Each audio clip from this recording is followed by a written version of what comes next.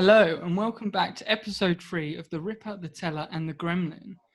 Oh god, this week has been just a behemoth of news. It's ridiculous. So without any further ado, let's just get straight into it. So the first bit of news I wanted to talk about this week was Zack Snyder had an interview with a YouTube channel called Beyond the Trailer. Have you guys ever heard of Beyond the Trailer? I have not heard of this specific YouTube channel, no, but Yeah. I've heard about the Snyder Cut. Yeah, so she's quite interesting. She reviews movies and covers movie updates and stuff. She's quite cool.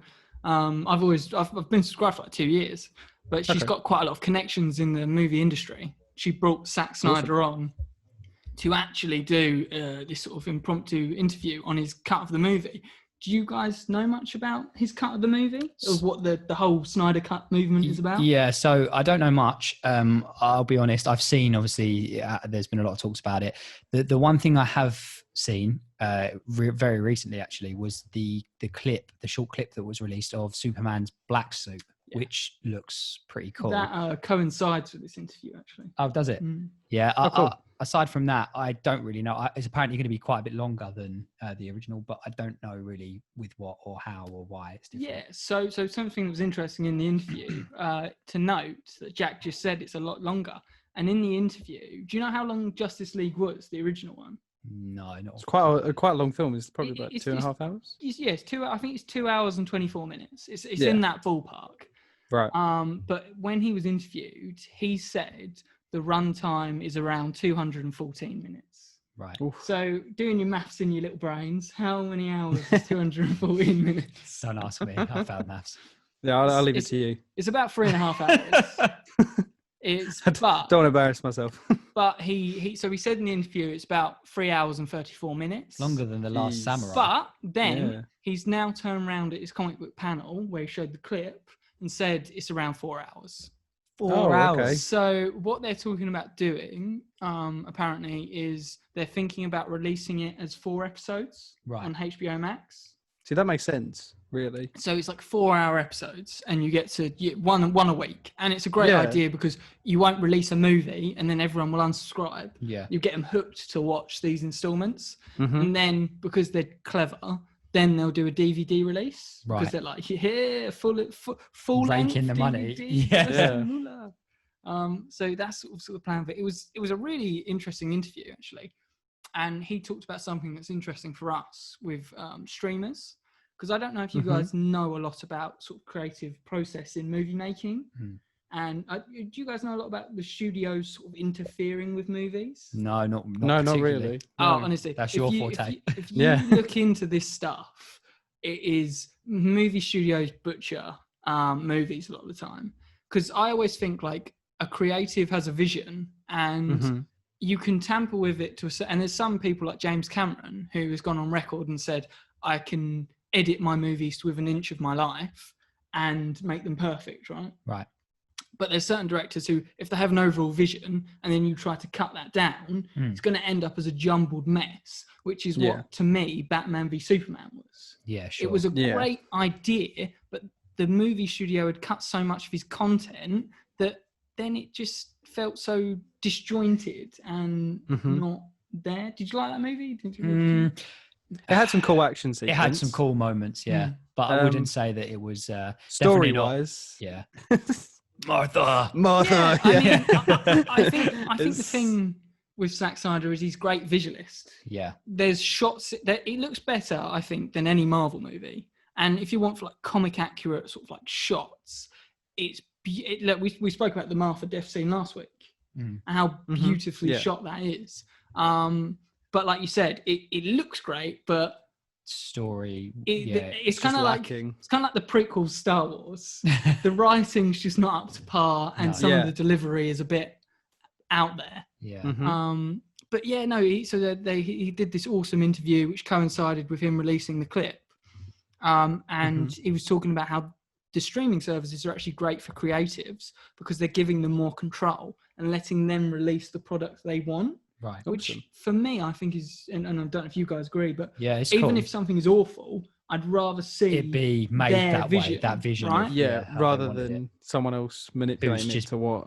Someone, who's just yeah, bent it to what they wanted it to be instead. yeah, Mhm. exactly. So one last thing I want to talk about this, which really made me laugh, and we'll do a quick chat about clip. But one thing that really made me laugh was he claims he's never seen the theatrical cut of Justice League, the Snack Snyder. So he's never seen the one that was released in Right. cinemas. He might love it.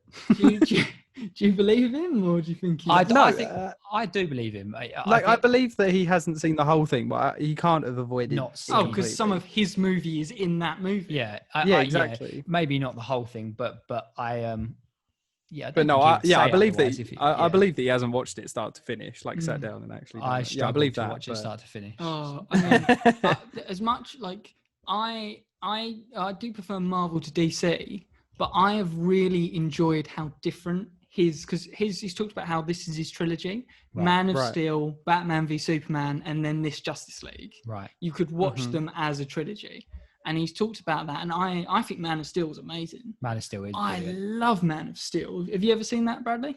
Yes, yeah, I watched it when it came out ages ago. Yeah. Oh, if you ever give it a rewatch, it does hold up. It does It's hold really weight. good. Yeah, I thought that. I watched it recently actually. So for me, this is something I'm really excited for. And Jack said earlier, you saw the little tease he Of the gave. black The suit. black suit. Did you see Mhm. that, Bradley? Yeah, I thought it looked really awesome. You got as well. Alfred in the garage or So something. do you haven't know what the coolest thing about that is for me though? Hmm. That suit, he wanted the black suit, and the studio originally told him no.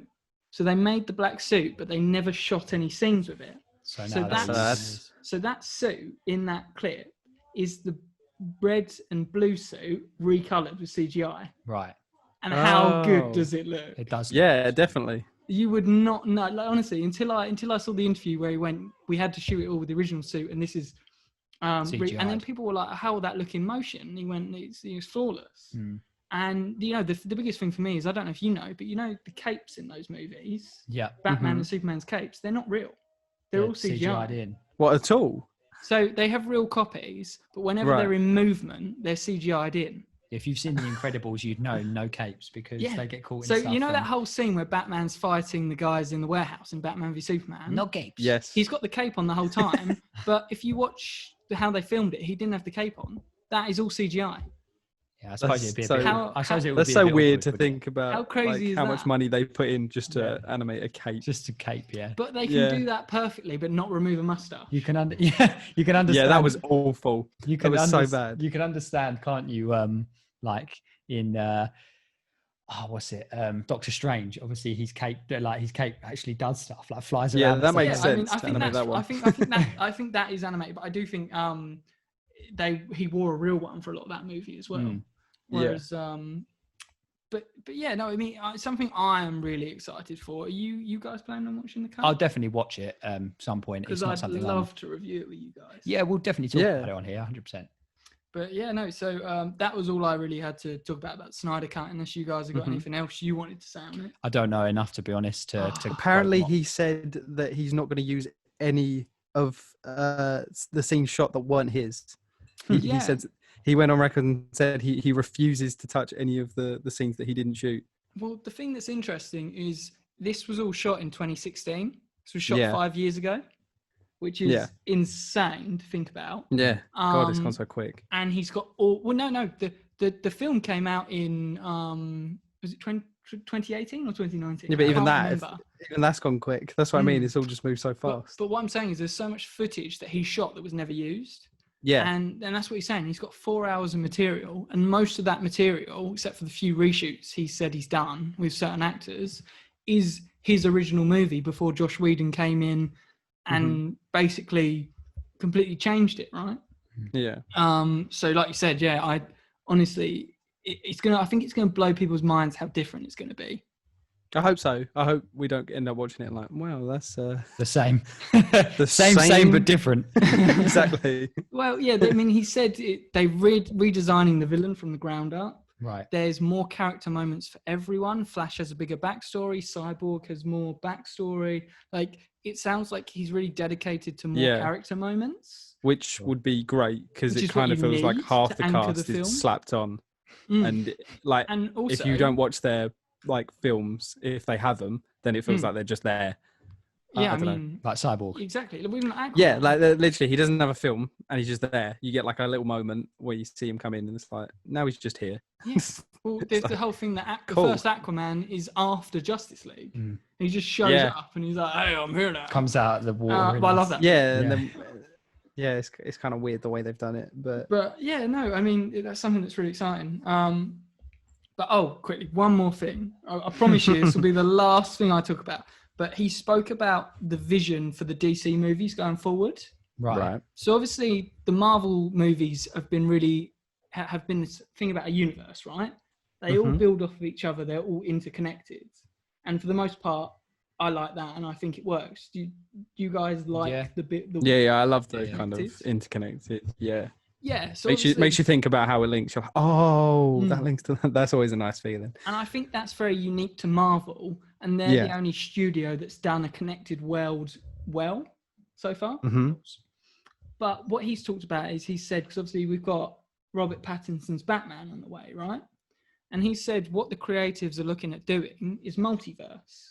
Do you guys know what the multiverse is? Yeah, I think so. Anyway, I mean, we briefly speak about a potential. I mean, you multiverse. played Injustice. Yeah, sure. Yeah, so I get that. But didn't we speak briefly about the potential of Michael Keaton coming back as I mean, that's kind of a different timeline. Yeah.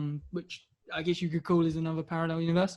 But basically, what he said is he's going to keep the Snyderverse, which is what they're calling his the Snyderverse with Aquaman, Wonder Woman, Henry Cavill's Superman, Ben Affleck's Batman, and they might do a Batman TV show within that. They might do, all these other projects, but also they want a multiverse so they can do another Batman. They can do Robert Pattinson's Batman, and they can have it be in its completely own universe. So what he said was really cool. He said, so it basically means that creatives aren't restricted by what's happened in a universe. Yeah, so you haven't got any of awesome. that. Why is Iron Man? Why is Thor not in this? Yeah, I like that.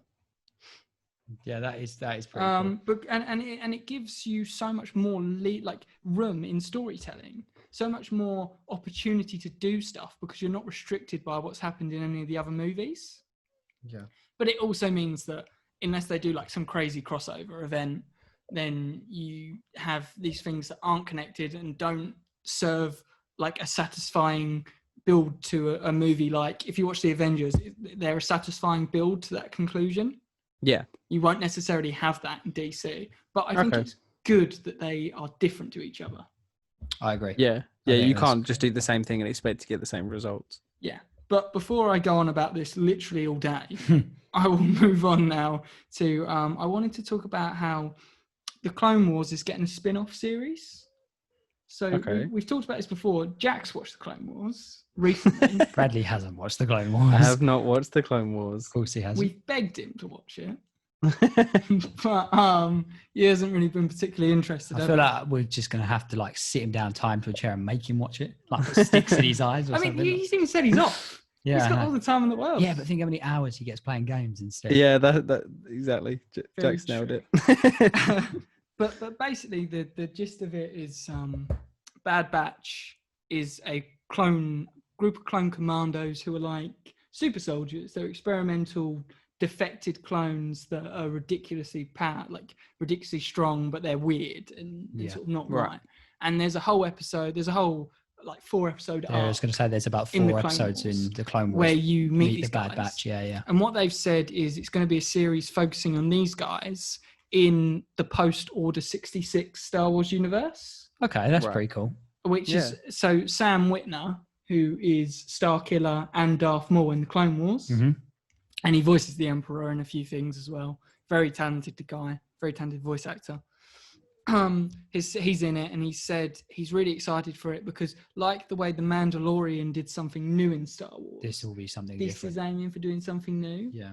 And I don't know about you, but the prospect of having these insanely powerful elite clones, maybe squad, hunting Jedi that survived Order 66, would be really cool. Yeah, it's definitely a really cool concept. Mhm. I like you say, there's about 4 episodes in the Clone Wars, Bradley, that yeah, they introduce you to the Bad Batch, and then you kind of spend the episodes that they're in spend time with the Bad Batch and the other clones, don't they? And basically, it shows you how they struggle to get along, because the Bad Batch don't really abide by the rules in the same way that the other clones Right. do. Yeah, and they've been obviously- genetically and altered. there's like one guy in the Bad Batch is like humongous. He's like a humongous clone, and he's super strong, and like he just wants to. He's like the Dumb brute. Like he brute. wants to blow Yeah. everything up, and and then there's like an assassin, and like there's like just your typical mix and match group, really. But those episodes were pretty cool anyway. So having a series based around them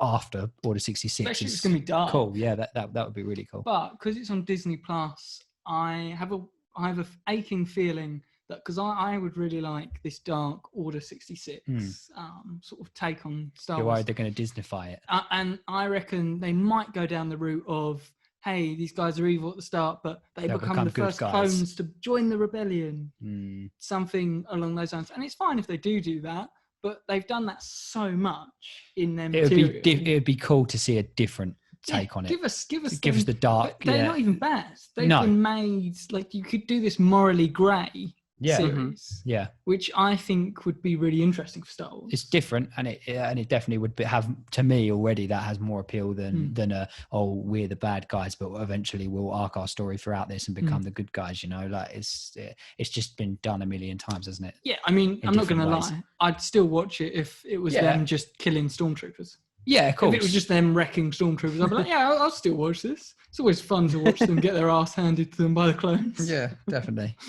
But yeah, I mean, what's your thoughts, Bradley? Is this something that, despite the fact you I mean, I never have really like the time- concept. Yeah, no, I mean, I love that concept. I didn't even know about the Bad Batch. Yeah, they're but cool. Even that sounds really interesting to me, and I love that kind of stuff.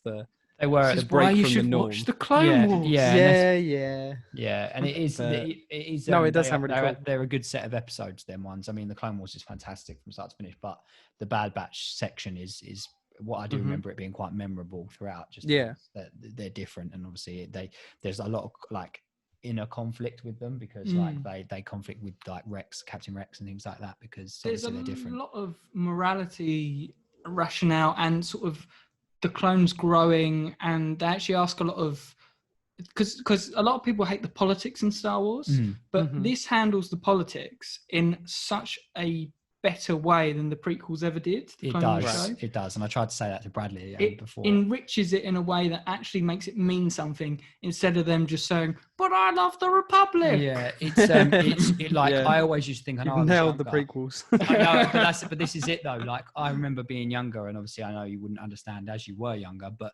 watching the prequels and things like that, obviously I love them, but they're so, when you watch them back as you're older, they're so like, I don't They're know. a guilty pleasure. They I yeah, will defend but- them until I die. yeah, they are. But like like you say about the politics. Whereas when I watched the Clone Wars, all I would say is that I thoroughly enjoyed the politics in the Clone Wars, like all the way through. It's Especially so, that there's the whole thing with Mandalore. yeah, it's like so you, and good. I felt like I learned loads more about Star Wars through that than The I did whole through universe. the films. Yeah, Yeah. it is really cool, and it almost tackles, in a way, obviously it's done in like a fantasy way, but it almost tackles why a war happens in real life. Like what the trade's Yeah, about yeah. and what trading's about, And how things like that. people, like the whole Treaties thing, that they lose have. themselves in war Yeah, as well. and There's the become whole different thing with people, The Jedi becoming and people getting disillusioned with them because they've gone from these people who are meant to be peace peacekeepers protect. Yeah, and now they're to generals. generals and soldiers Yeah, of war. General Kenobi. General Kenobi. Yeah. Honestly, it takes the prequels to where the prequels should have gone, Should have gone. Yeah,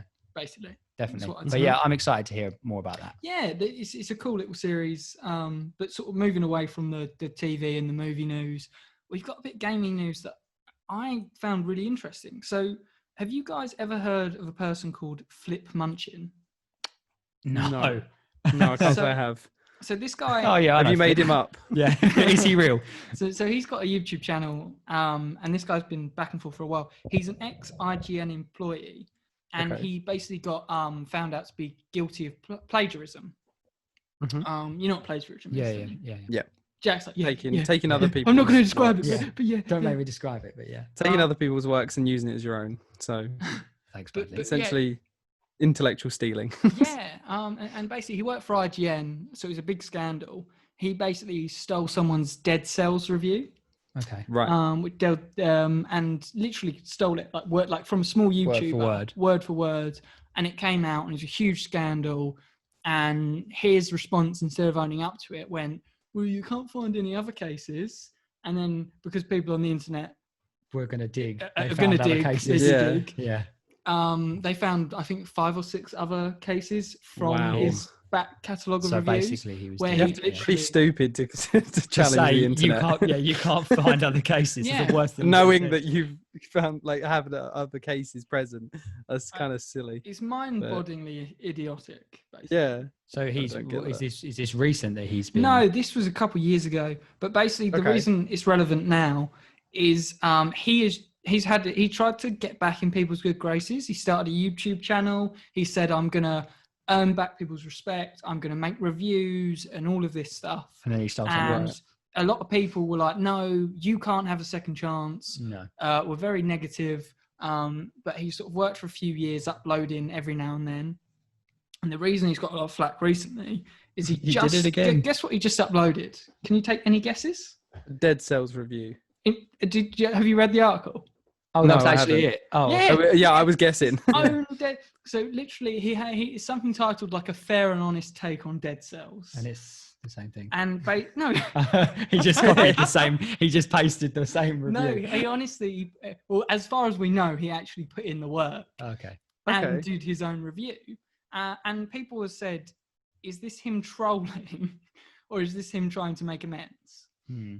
So that's the sort of thing up in the air. Basically, Right. the big controversy coming out of this was a guy called Ryan McAfee.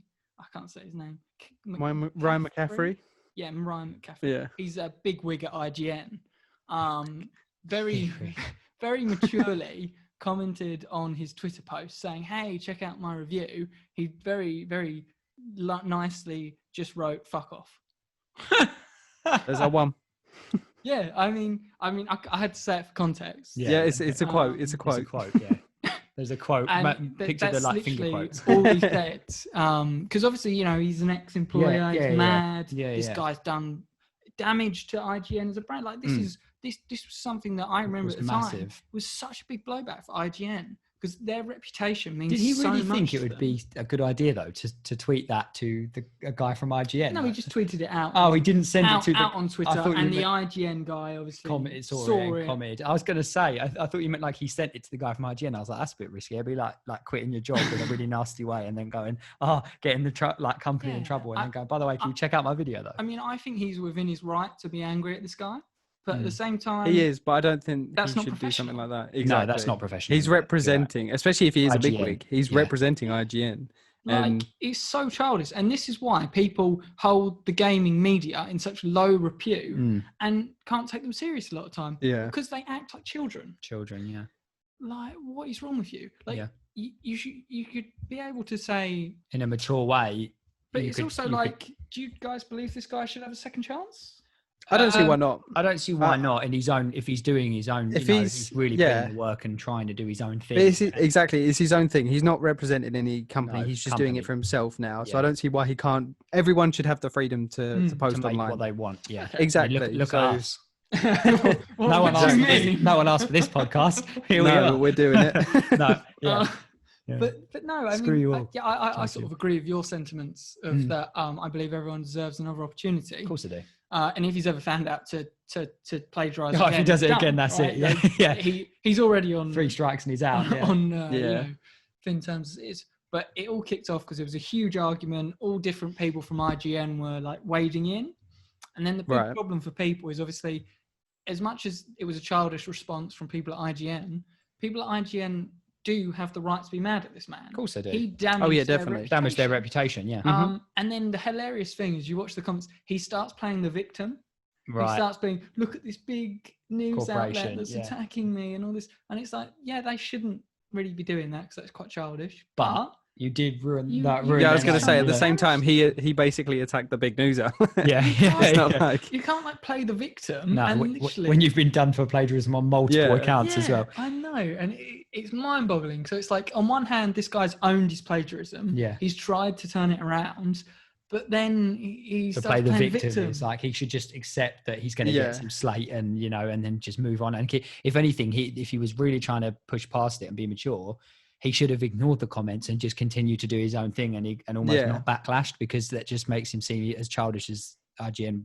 And it is in just their this reply. squabbling now. Yeah, Honestly, Twitter is the worst place as well, by the way. Cesspool. it sounds it. Find us on Twitter, by the way. Yeah, I mean, you can follow us on Twitter. Yeah, but it is awful. Like, honestly, you get caught up in one small comment, and the next thing you know, you've got Twitter hordes. you have hordes of people retweeting, commenting, saying, like, I mean, if you look at Ricky Gervais is a brilliant example of someone who just heckles fans and things like that. But like, if someone posts something stupid on Twitter, you best believe Ricky Gervais is going to comment it, and then it's going to cause a massive row with someone he doesn't even care about. I just can't even. I just try and stay as far away from all that as possible. Yeah, but follow us on Twitter anyway. Is that Shameless the plug. wrap up for your? That is a wrap up for me. Brilliant. Right. Well, my news. There's actually two things in here today, both to do with Sony. So we'll start off with the PS5. Sony have.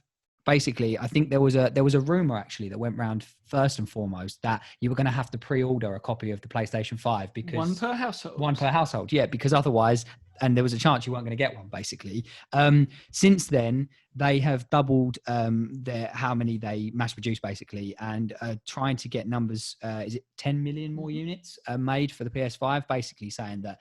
They just trying to get as many as possible out so that people don't have this problem. Obviously, they think they're going to sell. Well, I don't know how many they're going to sell, but I imagine it's going to be a fair old number. So this is an attempt at them obviously trying to avoid people getting seriously furious and moving over to Xbox because they can't get a PlayStation 5 because someone in their household has ordered PlayStation 5 and now they can't have one. But do you think 10 millions can be enough? No, 10 million I don't. consoles? No, I don't know. What about you, Bradley? Do you think it depends? I don't know. Not from what the previous generations and the way it's going. Gaming is just becoming so much more popular. Thing. Yeah, it is getting so big that they're just going to hurt themselves at this point. I mean, the big thing that's slightly worrying is it looks like Xbox are actually a little bit scared about their numbers for next gen, but you see the complete opposite from Sony. If anything, they're like, oh god, we got to pump up what we're producing. The producing rate. Yeah, they're definitely there's obviously before we'll move on to that, but with regards to like the showcases and stuff, it almost seemed like I watched Sony's showcase, and it almost seemed like with them, like they're going at this new console with Sony showcase. Yeah, with so much confidence. I know that's how they always do it, but this in particular, it looks like they're really going for it with this console and like trying to just go look at us basically. I mean, I think a lot of people, maybe not everyone, but a lot of people were impressed, and I certainly was. I think it's quite an ugly console though. Am I alone? So there's the Wi-Fi router. Classic. It's the Wi-Fi router, yeah. But do you know what? It's actually grown on me. I didn't like it when I first saw it. Now I look at the fridge, but I am a PC person. It's quite. I think it's a quite bit more sleek. of a tower. I quite like it. Yeah. But anyway, there's not really too much to say about that. Obviously, just that they're trying to they're confident, and they just got to keep bringing those numbers up. Speaking of numbers, Sony have just invested or are trying to invest 250 million into Epic Games. Wow. Yeah, that's a big one. Epic Games, obviously, the most well known for Fortnite and their new store. And their new store. Yeah, obviously Epic Games Store.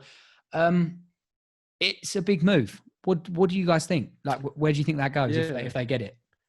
I mean, it is just an investment, so they wouldn't. They just have a share in Epic. They wouldn't have any control over what's going on. But obviously, this leads to a whole new things of if they've got their hand in Epic, then they have a hand in potential exclusives or exclusivity, and we know Epic likes exclusivity. Epic's hitting it hard at the minute. If you've been on the Epic store, they like to try and get at the minute as many. They're trying to compete with Steam, and to be fair, they're doing a damn good job. Oh yeah, do you know how many free games they give away? What Epic? On the Epic they give at least two a week. Two for a week. Yeah, isn't it? it's mad. And so I'd recommend anybody listening, if you're a PC gamer, go on. You just want to find a free game, go on Epic Games. Yeah, Thursday I mean, at 4 p.m. British summertime. the thing for me is I like the Do you say prospect British of- summertime? Isn't it British Yeah, that's what we're standard? in. British Standard Time, isn't it? No, it's No, summer at the it's minute, summer, and then we go mate. to. I didn't know it Yeah, changed. no, yeah, it's British summertime. The time and then, zone doesn't change. It's just we're in the No, I know summer. it doesn't change, but you No, changed. that's why the clocks go forward. No, I know about the clocks and stuff. I just Oh, okay. yeah, yeah. Moving on, whatever. Anyway. I'm an idiot. Back Just to the move on. Epic Games Leave me store. behind here. We'll leave Jack in the corner to Yeah. calm down. Dribble coming out his mouth. Yeah. I need a minute. But yeah, no. So like you said, the only thing for me with Epic is obviously people. I mean, obviously, I don't know if this is substantiated, but I know people said that there's Chinese spyware in Epic, and apparently this has been proven. Right. Which is why for me, I've been so I've never downloaded it because for whatever reason, I'm always like, it's the same reason for TikTok. Did you not see the Yeah, big I heard TikTok all this about thing? TikTok. Yeah, I think it was Amazon. It was one of the big companies. They made all their employees delete TikTok because they were listening and to Amazon's stuff through TikTok. Right. I heard all this, Which was is a massive, insane. This was a massive scandal, wasn't it? And there was rumors that obviously they were going to try and get the app taken down. And stuff. it's similar Obviously, it's so spyware big that as soon as you download the Epic Game Store, it's on your laptop or your PC. I mean, if they're going to keep giving me free games, by all means, spy on what I'm doing. I'm not doing anything interesting. Yeah, there's nothing. You can steal my my information. That's exactly what I was going to say. I've literally got nothing on my computer. There's a guy on the other end of the screen, just watching me sit there, look at the Epic Store, like, what free game do I download now? Yeah, no, I mean, for me, is you guys know, I love my Total War. Oh yeah, and Total War Troy. Yep. Which is the new entry, sort of like you're getting that for free. Yeah. Oh, no, honestly, I think it's it's either the first day or the first week, and I think it's 13th of August. My problem is I am loyal. You'll get it to on the Steam, first day. So I'm going to wait a year for it, I think. Okay. No, you're not. So but you could get it for free. But my problem is, if you've ever played a Total War game, they are extremely buggy on release. Right. So for me, I'm thinking if I wait a year, they'll have patched it so much by the time it comes to Steam. There'll be no bugs. Should be there will be bugs. Yeah, there'll be bugs, but there'll be less bugs. Yeah, because they've cleared the infestation. Yeah, honestly, mate, they're great games, but they're just. But you could still get it for free. Free. And wait a year. It's a tough one, but also I kind of want all my Total War games on Steam. I've got all the others. I do get it, but at least you could go on there and then you have it, and then wait till it goes down in price, and then just get it to build your collection for free. True. Anyway, moving on from free. So the last thing I'm going to talk about today is film. Bradley, I'm sure coming to you first because I'm sure you know all about it. Tenet, Christopher Nolan. No idea. No idea. Right. Okay. So Tenet, the trailer dropped a while ago. Yeah, there was the original trailer. The first one I remember seeing was, it was probably the start of the year, maybe even before that. The second one was 2 months ago. It was 2 months ago, yeah. But due to the coronavirus and the massive effect that this has had on cinema as a whole, they've now stated that the movie release is going to be delayed for now indefinitely.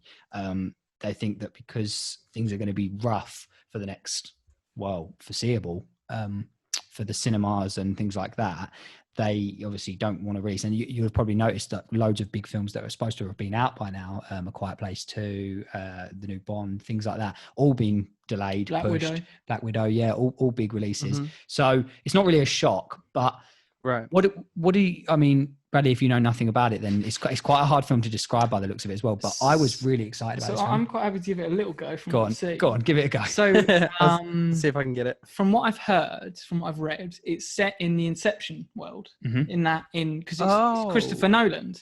That's cool. I liked it.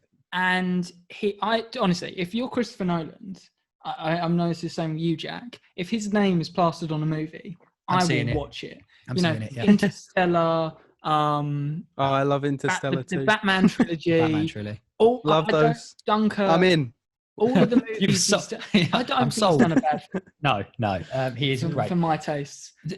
But yeah, it's sort of it's in his Inception universe, and it's this weird take on time travel. It's his own take on this time travel, and there's these weird elements. And if you watch the trailer, he has a fight in reverse. Yeah. And then they're driving along and a car crashes. And it flips back over the other way. And it's repaired again. So basically there's like a cool little quote in the trailer about time, something about time. But basically he goes into this room and there's bullet holes all over the glass.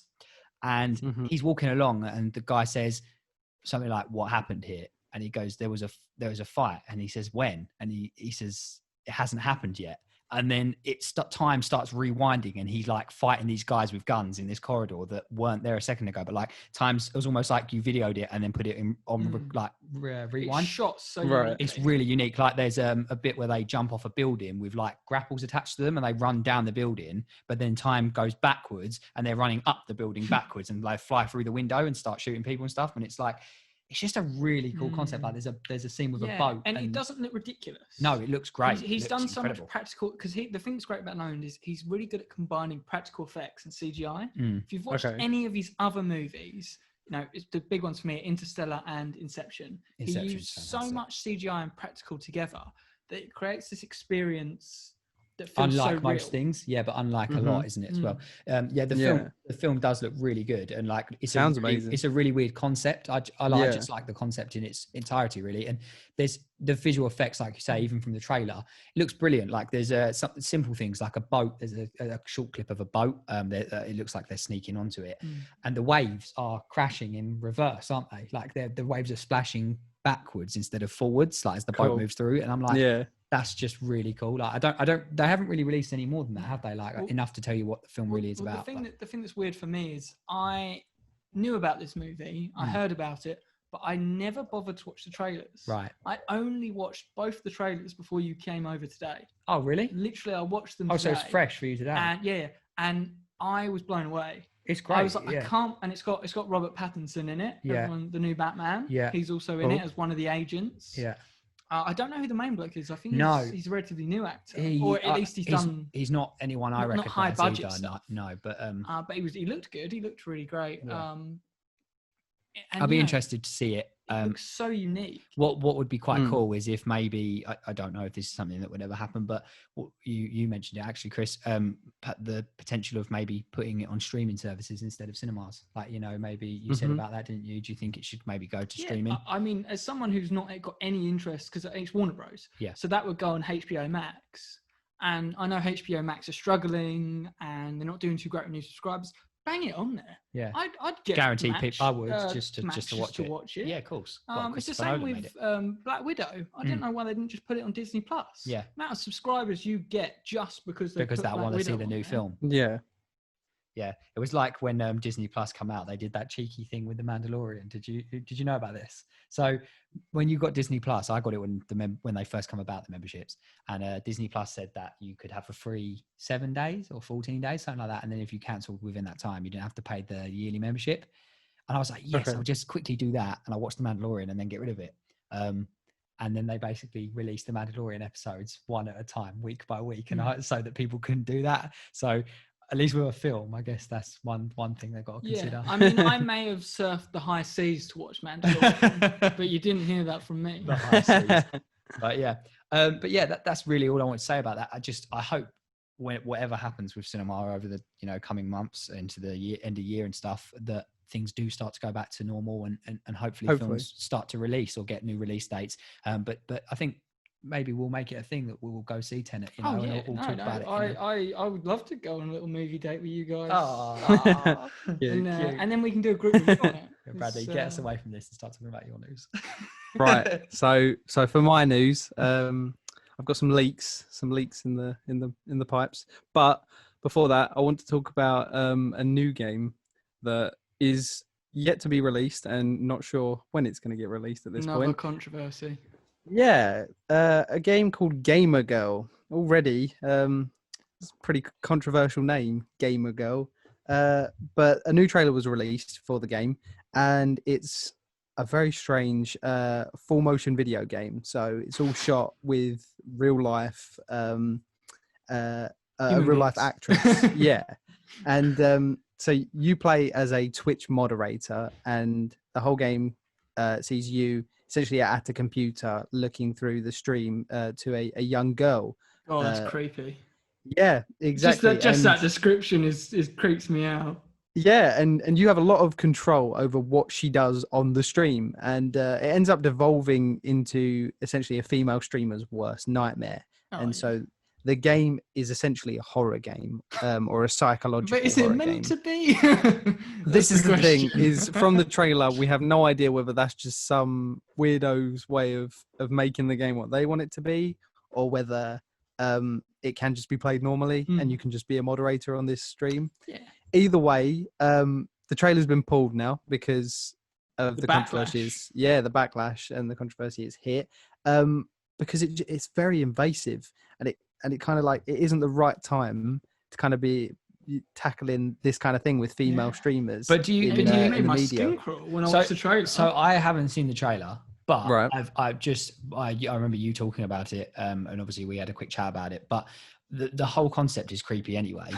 But you say this is probably not the right time, but do you really think there's ever going to be a right time for a game? No, to be fair, no. Yeah. It depends. But this is what I mean. The fact they called it Gamer Girl as well. Yeah, they're really not helping themselves. No, they're straight away. They're really playing into that. Like sexist. If you could have made, maybe even if you could have played the game as with a male or a female streamer, it might have even made it less of a blow. You know, like less of a. I mean, it just feels. Like I 100% think that fantasy. It would be different. Watching in. And being that close. Chair, being I'm gonna make her go to the bed. So exactly, and this is the thing: is it's like what they've done is they've stereotyped by the trailer what female streamers are like as well. With her boobs pushing them up into the camera. Exactly, she's very like go get them and ditzy. And I think that's one of the biggest points of the backlash is that they've stereotyped so heavily into what a female streamer is. So that sounds awful. I mean, there are those streamers. Yeah, they do. Oh, obviously, they exist. I'm a bareforeter. So you say about obviously, you say it's like, although it may not be actually classed as a horror game, you said that it's got a horror. So what happens in the trailer that gives you that kind of the thing that the creepy vibe, other than the obvious that it's? So he basically, I think she has the choice to go to an abandoned boatyard. I think it is to go try and find her boyfriend. I think. Yeah, right. And you can like say, because she basically asked you from what the trailer says. She says, "Oh, moderator, what should I do?" And then you're like "Oh yeah, you should." Yeah, exactly. As if they trust their mods that much. Just any life decision, just like buying a new house. Just like one sec, let me go on Twitch. But yeah, so he does that. He said, like, obviously in the trailer they're like, yeah, you go, and then you get the choice to like take a friend with you, or go alone. Right. Yeah, it says take Susie or go alone. And then so like anyone normal person would take their friend, right? Like yeah, exactly. And the mod's going, no, leave. Yeah, the mod's going, no, go alone. It's absolutely fine. I'm there. It's not a thing. Yeah. And then at one point in the trailer, we see like a shadow walking behind her while she's at her computer. It's just like a stalker's, it's like a stalker's fantasy. Exactly, and I think that's the biggest problem is that they've made it look like a creep, like a game for a creep. The hilarious part is when her boyfriend goes, "Oh my god, are you streaming again?" Yeah, and then she looks at the mod for like help, and you're just mod. Like, what do I do? Get off stream. How do I deal with life violence? Yeah. So now the moderator's involved in a domestic violence situation. But I said, Jack, like the concept of a game where there's multiple branching outcomes. And because in the trailer it even showed you there's thousands of different outcomes. They've really put the work in for it. But that is cool. But it's the context. Yeah. It's the fact you're following this girl, you're watching her, you're making her do weird things if you want. Exactly. And it's just, and I suggest the biggest thing with this is this sort of the fact that usually when you have backlash, you have people defending it and people attacking it, right? And there's no one defending it. It's just universal condemnation. It's because it's just so weird. So is it made by anyone like we know? Like anyone? Is it a big company? No, I think they're a relatively new developer. Well, it's not a great start. I think it might even be like Turkish or something. So it's going to be like their first and only game. And it's already a flop. But it was set to release on all consoles. Now, can you imagine playing something like this on like the Nintendo Switch? And you're just like an 8-year-old kid on your little Switch, and you're sending this girl to like die at a boatyard. And then your mum comes in, and there's like a bit where it's like, ask her to come closer to see her boobs. And the mum's like, exactly. Your mum's gonna think you're like, like paying for like some sort of weird stripper. Yeah, because it's a full video. There's no like graphics. It's like a video cam, isn't it? Yeah, it's really weird. Like if This- anybody this saw g- you playing it, it would look really This strange. game's going to go nowhere, is it? Let's be real. But Well, like I said, that's the thing. They're gonna have to do some fundamental change, and I think the first thing to do is rename it. Yeah. I mean, Gamer Girl as well. Gamer Girl. Literally, like they were just asking for it when They were asking for titled trouble. it Maybe that's Gamer what they Girl. want. Maybe they just want to cause a problem. Yeah, well, this is the thing. Think about if it is a relatively new studio. Think about all the attention this is gained Yeah, them. maybe that's the. It's like Even if they Rockstar- scrap It's not it. good. I know, no, it's not good. But do you remember? No, like no, but Rockstar- attention is attention, and Well, then it's even like if they Rockstar. scrap this and remake it and make a new game, sorry, that's serious. Yeah, I mean, Yeah. to be fair, that's one way of looking at it. I don't think that I'm they've not, done I that. feel like the news giving them too outlets much would credit. be like Gamer Girl controversy releases new game, Yeah. and then just from the association, yeah. the vilification would be. I don't yeah, but a think lot of they're gonna- people are kind of intrigued by it. I don't because think it's that weird. people and are Of wrong. course, there's some. What was I saying, Jack? About it's like this. There's The gonna be reason this has weirdos. hit a bad bone so badly is because there's female streamers out there who've had messages from people going, "I'm going to wear your skin," and then the FBI Yeah. have had to get involved because it's Yeah. that freaking serious. Yeah, and then Gamer Like, Girl's coming out. There's a reason it's resonating. And they're like, "Guess so what, guys? badly with people." We're releasing Gamer Girl. So you know that Scared creepy of guy people or what? online. Play Gamer Girl and you can get in her skin. I know. The only thing I would say is like I'm not giving them credit by saying that they've done this for the attention. But I remember Rockstar when GTA like used to get negative feedback from like parents about the adverts of GTA and Yeah. stuff, and they used to say bad publicity is still publicity. Like they don't care. They just want Yeah. everyone talking about it. You know. Yeah, GTA well, I mean 5 that's a bit different. Isn't it? Oh yeah, Like- I know we're talking about Rockstar. Is it- Rockstar aren't making Gamer Girl, are they? no, unfortunately Their not. next Otherwise, big I would. release. I'd be. I think a lot of people wouldn't be as bothered because they're. Except for Rockstar's Gaming Girl would be you're sitting in the chair, Stalker comes in, you turn around with a shotgun and blow his head off, Yeah. and then loot his body. Right.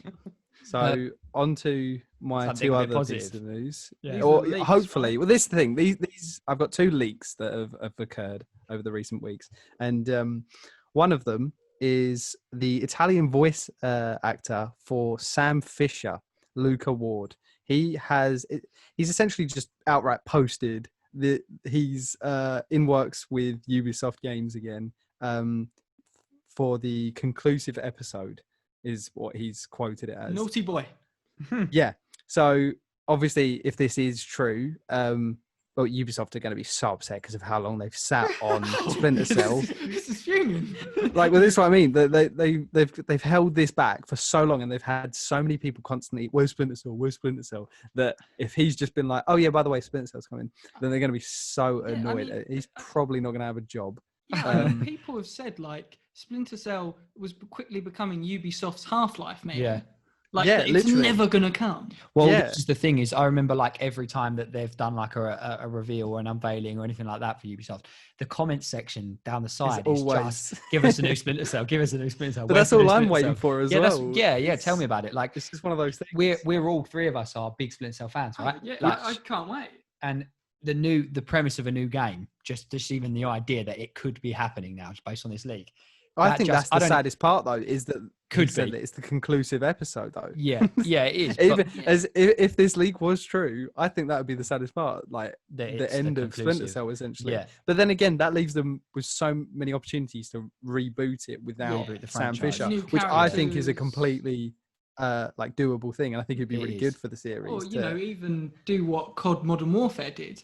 You bring in a new voice actor, and they rebooted it, but they brought all the characters back with new voice actors, Yeah. and told a completely new story. Well, exactly. So I think hopefully. you know, us all three being Splinter Cell massive fans. Let's Yeah. hope that this is true, although it's the conclusive one. Let's Yeah, just I hope that mean, a new game's coming, because the only thing for me is kind of he's in a lot of trouble because obviously if this if is he true, has, he's he's broken their the suspense. agreements. Yeah, right? yeah. And NDV, whatever they call it. Yeah.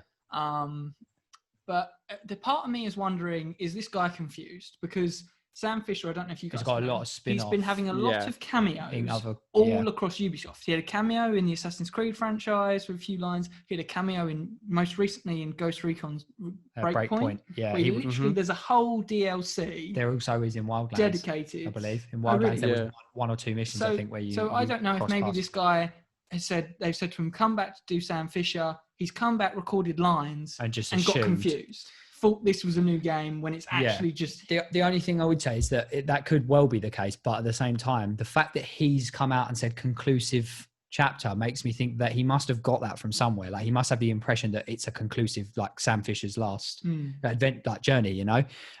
Imagine if he's saying the conclusive episode for Sam and he's just going to be present in one of these other Ubisoft games and that's it. and they've told him that that's the end of Sam's journey and we don't actually get a game. Oh my God. Yeah. They kill him off in Breakpoint. Yeah. They kill him off in the Ghost Recon game that flopped. What's the little Ubisoft like mobile game? Elite Squads. That's him. That's him. That's it. That's his conclusive episode. Yeah. Bye, Sam. Oh my God. So, I Could you mean, imagine? I just need to see Sam Fisher in a proper game one more time, just to kill more people. Just while we're on this sort of Splinter Cell topic, what would you guys want from the new game? From the new game? I think I'm in two minds. They go two ways about it. So Blacklist. Obviously, Blacklist changes quite a lot from Conviction. Conviction was like great story, all time, probably one of my favorites. I just love Conviction so much. It's got such a good story. Dig or the president's kneecaps. Yeah, and he's old, he's grizzly, he's angry. I love his voice in that. Michael Ironside. Oh, I know that voice. But anyway, I think if it is like a conclusive game, they kind of maybe not necessarily. I hope he doesn't get killed off, but maybe like the whole retirement. They do the but maybe they do like Old the man whole Fisher. Yeah, but maybe I know it's kind of cliche. But maybe Don't they do steal the his whole dinner. like or his dog like John Wick or something. But no, but maybe they do the whole cliche thing and he tries to come out of the life and maybe something does happen and he does have to go back or maybe he gets attacked first, like maybe he's under threat, or something like that, or maybe even did they already do that though? I was going to say the agency turning against him, but they kind of did that, didn't they? Yeah. Like and then fourth echelon. You turn against them in Double Agent as well. Yeah. Where So I don't really know. All I know is that if it's Sam Fisher and it's better than Blacklist and Conviction, then I'm buying it regardless. I don't really care. Yeah, exactly. He could be in a wheelchair or in a retirement home, and I'd still buy it. I mean, for me, I'm thinking gameplay wise, I'm not, as long as they stick to the cause of stealth and sort of better movement around, like environmental movement. They always had really good movement, didn't they? For its time, especially Conviction was amazing for its time. Yeah, with all the different routes you could take and things you could climb up. Something I always really enjoyed. And for me, the big thing that I want to see is I want a Modern Warfare style reboot where I still want it to be Michael Ironsides, but I think the modern storyline that they have going on, I think it's a bit of a jumbled mess after Blacklist. And I think Blacklist was a bit weird. Yeah, I mean, I like Blacklist. Story-wise. Like the game. I love the game. Gameplay. Yeah. But I think the modern storyline, it's not really gone anywhere. It doesn't really work. So why not just reboot it, tell his story from the beginning again, and to have a fresh take on it? That is something. I mean, I'd still play it if it was a sequel to Blacklist, but if it was something I think I would really enjoy. Yeah. Bradley, definitely. Any thoughts or not? No, I mean, I'd love to just get a Splinter Cell or whatever it was. They could remake the first one and I'd be like really happy. As long as it is a remake and not a remaster. And we've just got like upgraded textures. You can play it on Xbox One. Yeah. So yeah, definitely. But on to the next leak that's been happening. So you may have heard recently of a new listing that has appeared on many stores, including the Xbox and PlayStation store, called the Red Door. And fans have since linked it to what is COD, probably assuming 2020, considering they have released every year for the past 11 years. And not only since that, four, haven't they? Just but not only that, just one thing to say about that is that by this time in the year, there's usually already a trailer out. And there's not been, which is obviously strange for them. A lockdown, isn't it? Yeah. So what's happened is there's been loads of suspected titles and suspected who's got the game, and currently the most reliable piece of evidence is that it is Treyarch again, and it is Call of Duty Black Ops Cold War. And I mean, I'm not too sure how I feel about going back to Black Ops for the fifth time, I think. Yeah, Black Ops. But yeah, fifth. I mean, by now, so a few days ago, there was a Doritos marketing campaign that has furthered this leak by showing the actual title font of Call of Duty Black Ops Cold War. So essentially, it is almost a done deal now, because Doritos, it's one of those double XP things that they do. Right. You buy Doritos, you get, it's either a chance, or I think it's an American thing, to be honest. But yeah, they did it last year with Modern Warfare, so it is quite likely that Call of Duty Black Ops Cold War is the 2020 title for this year. But like you said, Jack, it is quite strange that we've got to this point in the year. Obviously, circumstances are very different this year, but you wouldn't expect COD's development to be impacted too much, considering they release every year, and also considering that even just to throw a trailer together and put it out there, that surely it couldn't have been impacted to that degree that they haven't put one out. Definitely. I mean, I get what you guys are saying, but as someone who follows developmental processing quite a lot, especially with the guys who make the Total War games, they have been in a shambles since lockdown. Like, their game was broken for like 3 months, right? And they couldn't fix it because they said everyone's at home working from laptops. So it's like impossible. I think it is very dependent on the company as well, because I know some companies have transitioned really seamlessly, and some haven't, and some have really struggled with getting it all working. So it depends, and I can't see COD as being, especially under Activision, a company that have struggled to get the transition right. Especially considering, let's be honest, most of these games don't exactly change too much fundamentally year to year, and they're just a little bit better than FIFA. Exactly, their changes, and the fact that there's 3 developers technically that work on the game, so they would have had a 2-year. They would have had 2 years before this to get it, and then they would have had this as their final year to like bug fix, and push it out. So aside from obviously the limited information we have, we've all played Call of Duty. We've all had pretty much most of them, maybe not all. There's some terrible played for ones a few years, to be honest. Advanced Warfare, we're not even going to talk about, but I quite like that one. Is that a joke? Yeah, no. I wait, Han. Which one was the one which? So the one with the exosuit I quite liked. The one that's a rip-off of Halo I hated. Oh, Infinite Warfare. Infinite Warfare is the one with Jon Snow, where it's the weird that I never played, but I remember watching. And all I remember is one of the heavy troopers looks exactly like George from Halo Reach, and they literally have a pelican. And I was looking at it, and I was like, how has this been allowed? Can we all agree that Modern Warfare was the best? It was the pinnacle. World at War. Yeah, I knew Chris was going to say that. World at War was Chris's favourite. No. I mean, I loved World at War, don't get me wrong. I love when I played through last year in Modern Warfare, the reboot, the 2019 reboot, I loved it. I thought it... I'm going to die on this hill like you die on that hill in Japan. Right, well, if people listening want to give us your opinion and which was the best Call of Duty, then obviously drop us a message or something. But yeah, no. There's going to be people, there's going to be like young kids who are going to be like, Modern Warfare 3. Yeah. But anyway. But they're not going to know there was an original Modern Warfare. No, but Modern Warfare was the best one. I'm agreeing with Bradley there. What are your thoughts about the Call of Duty? If it is the Cold War, what do you think? I'm excited. I like the idea of the Cold War. Yeah. But not of another Black Ops. No. See, my thing is obviously being a World at War fanboy. I loved how the original Black Ops tied into. Yeah, me too. Black Ops 1 and 2, and then what? Like, I don't think 3 had a campaign. What do they mean? Yeah, like you said, the World War II one, then the 2 Black Ops that continued that storyline were really cool. Yep. And the thing that I really like, I don't know if you've read a bit about the leaks, is there's 2 things I really like.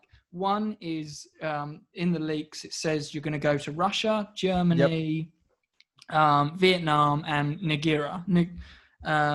Nicaragua? I can't say it, but Nicaragua. Nicaragua. Oh my God! It's a place in South America. Well, Jesus. Moving on. Anyway, they're places that I think is really interesting. They're very topical for that time period. You know, Germany with the wall. And the other aspect is the leak said that the reason it's called the Cold War is this is exactly what they did with Modern Warfare.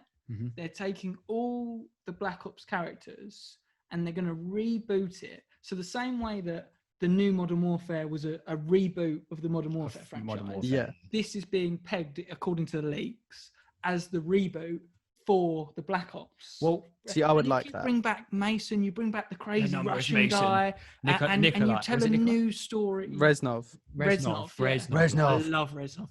Yeah, me too. Gary Oldman. It was Gary. Yeah, I was going to say that was Gary Oldman. Yeah, that was awesome. But yeah, So for me, if they did that, if it was a reboot with all the characters telling a new story, but having those fan favorites, so definitely cool. That would be cool. The last thing I'll say on Call of Duty quickly is you say about the link to Black Ops and that. I did see, and I don't know, this is just like a little gimmicky something someone had put this together. You know, the whole code name Red Door or whatever it is. There was someone who put it together and said, if you remember the trailer for Black Ops 2 or 3, they used Paint It Black. I see, and the lyrics are, I see a red door and I want it painted black. And someone taglined that and said, this is the trailer for Black Ops. I wonder whether or not this is linked to the Black Ops franchise, like, you know. Yeah. And I was like, even though it's something just quite out there, that's just picking lyrics out, but that's actually quite cool if it is, because that trailer, as much as the fact the games aren't my favorite, that trailer was awesome. Oh yeah, Painted Black, that was awesome. If you want to say one thing that's great about the Black Ops games, the music in the sequences when you're in Vietnam and stuff. Yes, brilliant. Oh, it feels so. They captured the feeling of Vietnam so well, and I just think there's so much potential in that time period for a spiritual reboot. Yeah. To blow us away. I hope it's gritty. And I mean really gritty, like World at War was when it released and things like that. Like that was where World at War. I don't know if you guys would agree, but when that came out, we were young. Yeah, we were. I remember that now to this day. I remember playing the campaign being grab a rifle off the table. Yeah, throw it at the start. Do you know, funny story? I'm going to tell you a real funny story before we move on. When that game released, and I was obsessed with it, playing it a lot, my brother had just come back from the dentist, and I was imitating the start of the game, and I grabbed my Xbox controller and I said, grab a controller from the table, and I threw it at my brother and hit him straight in the face, right in his mouth where he'd just been to the dentist, and I think I knocked his tooth out or something like that. And I just remember the screams. What a memory. Yeah, I know. But it was that iconic start of the game. Grab a rifle from the table. Even the thing that was so good about that campaign, just quickly before we move on, is the Pacific stuff was so strong, and the Russian frontier stuff was so strong as well. Yeah. And the yo-yoing back and forth, both parts of that game pushed you emotionally. Like, do you remember? I remember so vividly the first time you get given a flamethrower and feeling awful because they literally it doesn't feel good. Slaughter the I remember that Japanese bunker. And I can remember at a time as a kid thinking, this is awesome. But at the same time, when they're screaming and falling across the floor, I'm looking at them going, I'm enjoying this, but at the same time, I shouldn't be. I'm kind of feeling a bit morally uncomfortable here. Yeah, that definitely. And I hope they go with that gritty, that grown, that mature, gritty theme. And especially if it is going to be, Cold War themed, it should be like that, But moving on. We've kind of decided to. Whoa! Hang on, have you got something else? I've got one thing to talk about before we move on to the showcase. Okay, which I talked to you about. Go on. Is I just quickly wanted to talk about the Old Guard. All right, I've watched it. Yeah. And you did a review on it, and I wanted to talk to you about this. Okay, go on. And we'll keep it non-spoilers, and if Bradley ever watches it, we'll do spoilers. Okay.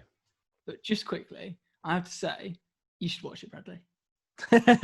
Yeah. Honestly, the first sort of 20 minutes, half an hour, I was a bit rocky on it, but it sold me. And I was a bit up in the air because I spoke to Jack and I was like, how do they work with the stakes and sort of the pressure in the film?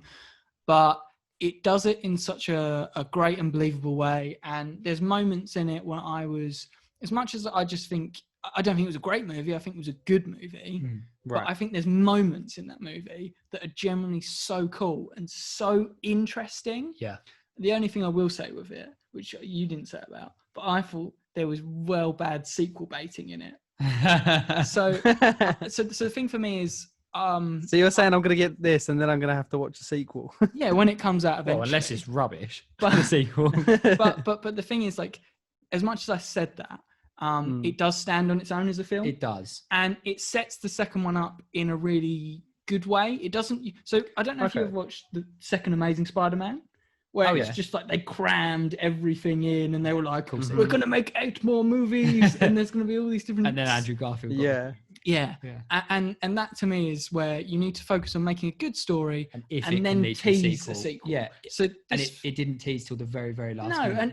And there's subtle teasing. Once you've watched the whole thing, you look back and go, okay, right, got ya. But it stands on its own, and there's some ideas going on there that I'd love you to watch it, because I'd love us to have a spoiler discussion, because there's quite a lot to talk about with this movie. Yeah. But honestly, it's not like the greatest movie ever made. No, it's a fun movie. No, it's a very good fun. Yeah. Cool. So Bradley watched The Right Guard. And all the other films is it called The Right Guard? The Old Guard. Right Guard. That's the old one. You love the film. I love the film so much that I don't remember its name. Yeah, I just have short-term memory loss. Anyway, so we decided we'd change our system a little bit for this episode, and we wouldn't do a individual game review or a movie review that I don't remember the name of. Instead, because there's so much news, we're going to give brief individual reviews on the Xbox Game Showcase, which was Thursday the 23rd of July. We all watched and we all made notes. There was so much. There was so much. Honestly, I spent 3,000 hours sitting there writing this up.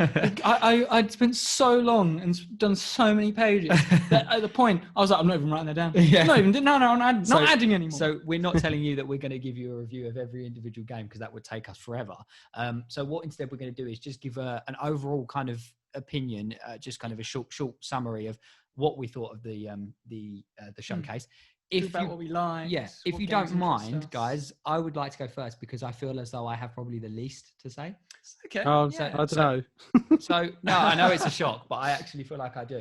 We all know Chris has got the most. Oh, God. I think this is going to accidentally turn into a Halo podcast. Right. Because I've got so much to say. So mine's not going to be game specific. The one thing I will say is that they released, I think, around 25 titles were shown throughout the showcase. I believe it's around 25 anyway.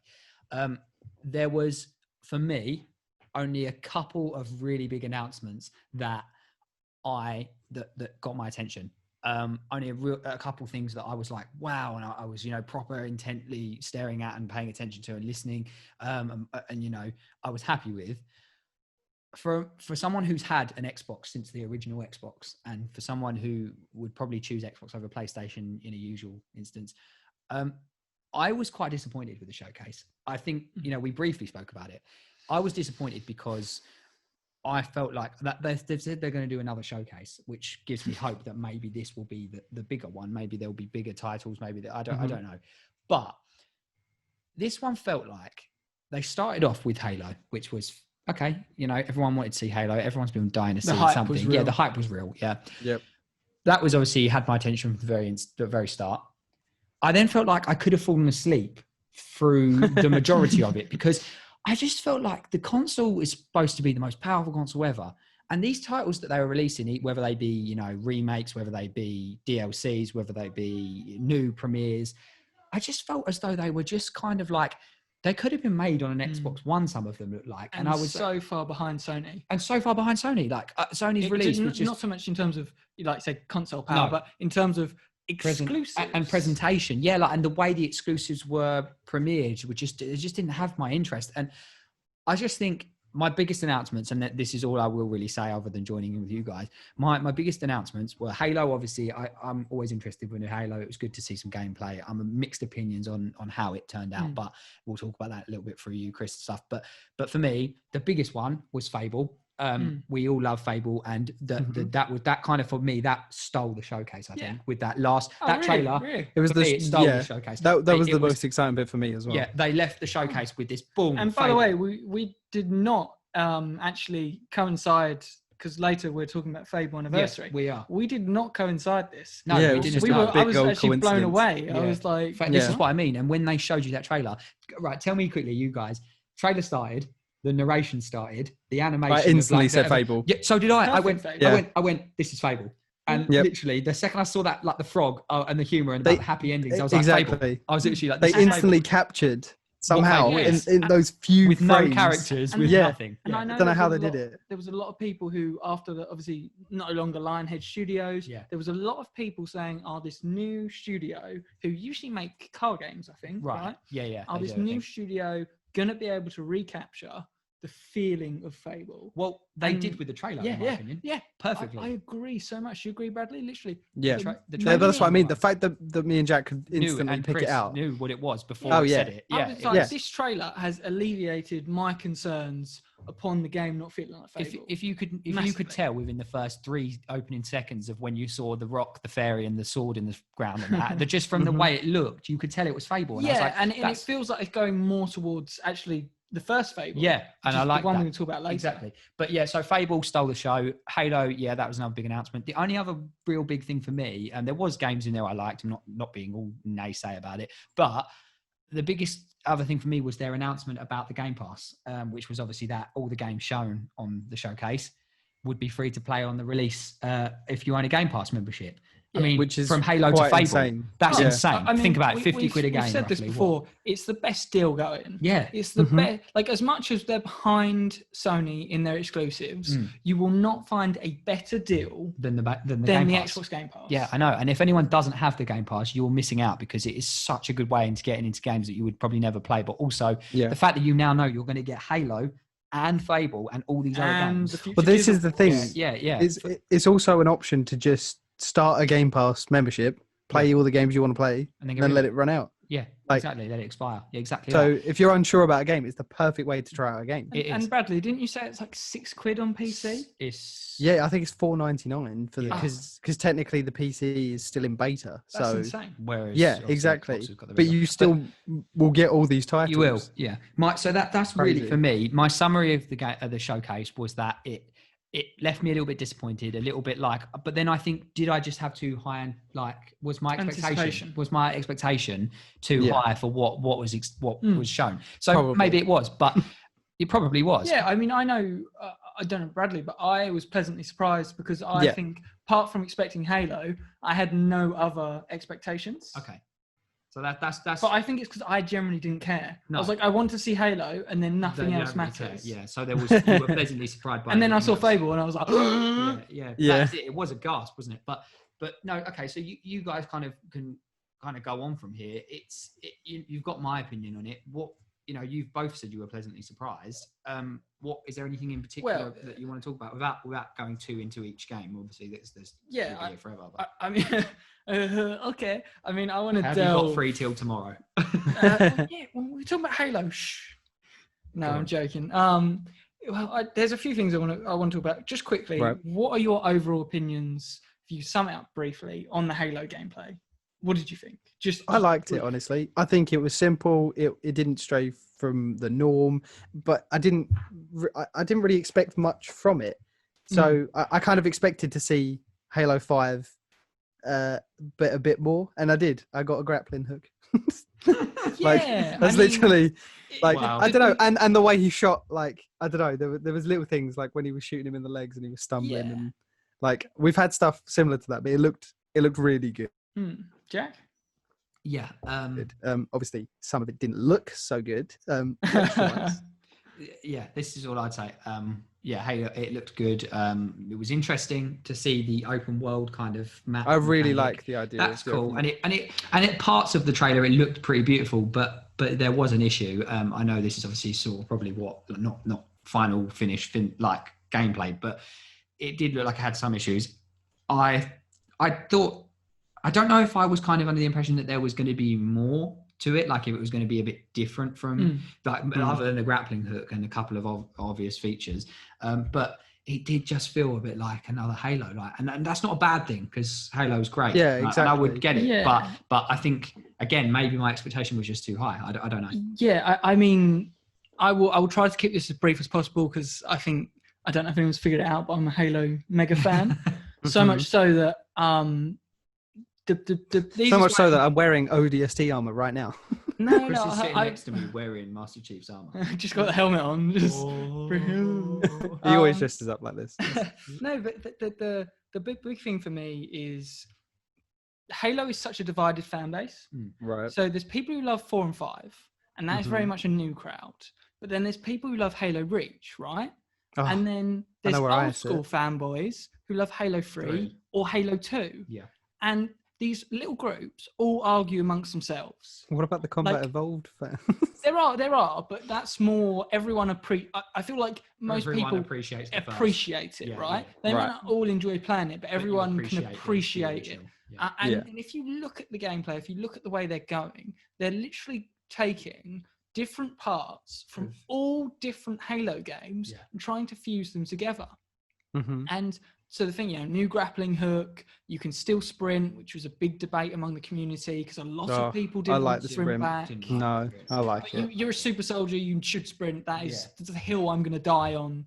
Again, there's a lot of hills I'm going to die on, but sprint should be in Halo. You're a giant super soldier who in the books can run 70 miles per hour. You need to be able to sprint. Yeah. Bottom line of that. Bottom line. But the thing is, for me, I thought the graphics weren't up to par.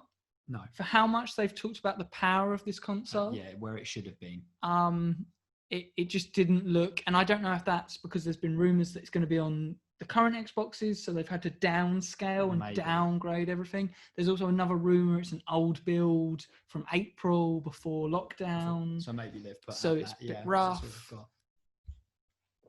I don't know. I think it's... but yeah, I mean, the big thing for me as well is the art style. I don't know. What did you guys notice in the art style? Because this is something I'm going to smash into after you said.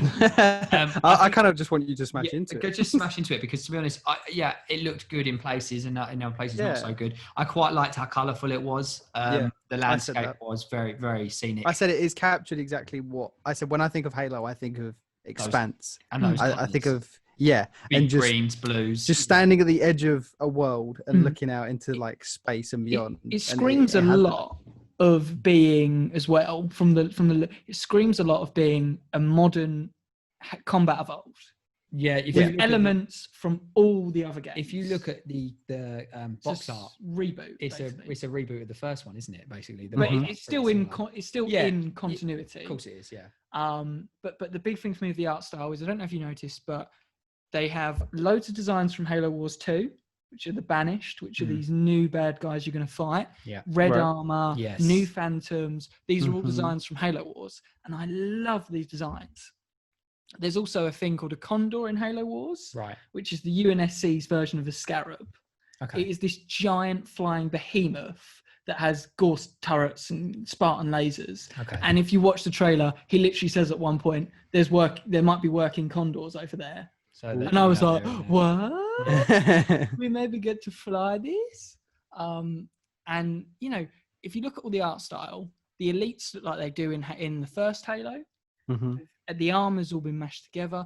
They're examples of the Halo 4 and 5 grunts, but there's also examples of Halo 1 to 3 grunts. They've literally mixed and matched, fused it all the different armor types, all the different art styles, and I think this is what a lot of the community wanted. It all to be merged because they'd always said that these are all just different armor types, and that the grunts look slightly different from game to game because they're different subspecies. Right. But they've fully embraced that, and they've put and then there's even brutes that have armor that is extremely reminiscent of Halo 3. Right. And then there's like you say, grunts in Halo 4 armor and grunts in Halo 2 armor. So it's all basically it's a mismatch. their mixed match, but on purpose, basically. Yeah. That we can all agree that Chief looks great, though, right? What he looks like. Did you ever watch Halo Legends? Halo Legends was it the animated? Yeah. And there's an episode called The Package. I remember it. That's so weird. He's got the 117 giant on his chest plate, and the armor is so inspired by what it looks like in that. Yeah. And like I say, it's just, I think it's an amalgamation of everything, and they're trying to please everyone, but they run the danger of trying to please everyone and pleasing no one, which I think is some of the backlash, because it's been very mixed online. The reception has either been extremely positive or people are just underwhelmed and a little bit disappointed. Yeah. I mean, it's, there's definitely going to be mixed opinions, but there is on everything really with, everything that was unveiled even. But I think Xbox needed this to be the big thing that unified everyone, that got everyone excited for the new consoles. Yeah. And it didn't. It didn't do that. No, it didn't at all, no. Is there anything like, what else do you want to talk about with regards to because obviously I know Halo's a massive one for you, but what in the general kind of summary for the... So the last little bit, because Jack's right, I'll talk about this. Yeah, because Halo, forever. If this was just a Halo showcase, you'd have been right in your element. Oh yeah. I mean, Mike, you read my notes, didn't you? I did like 2 pages of just Halo. Yeah. But the last thing I'll say is the storyline has me slightly worried as someone who's followed Halo for so long. From the start. So if you watch, I like what 343 have done with a lot of the universe stuff.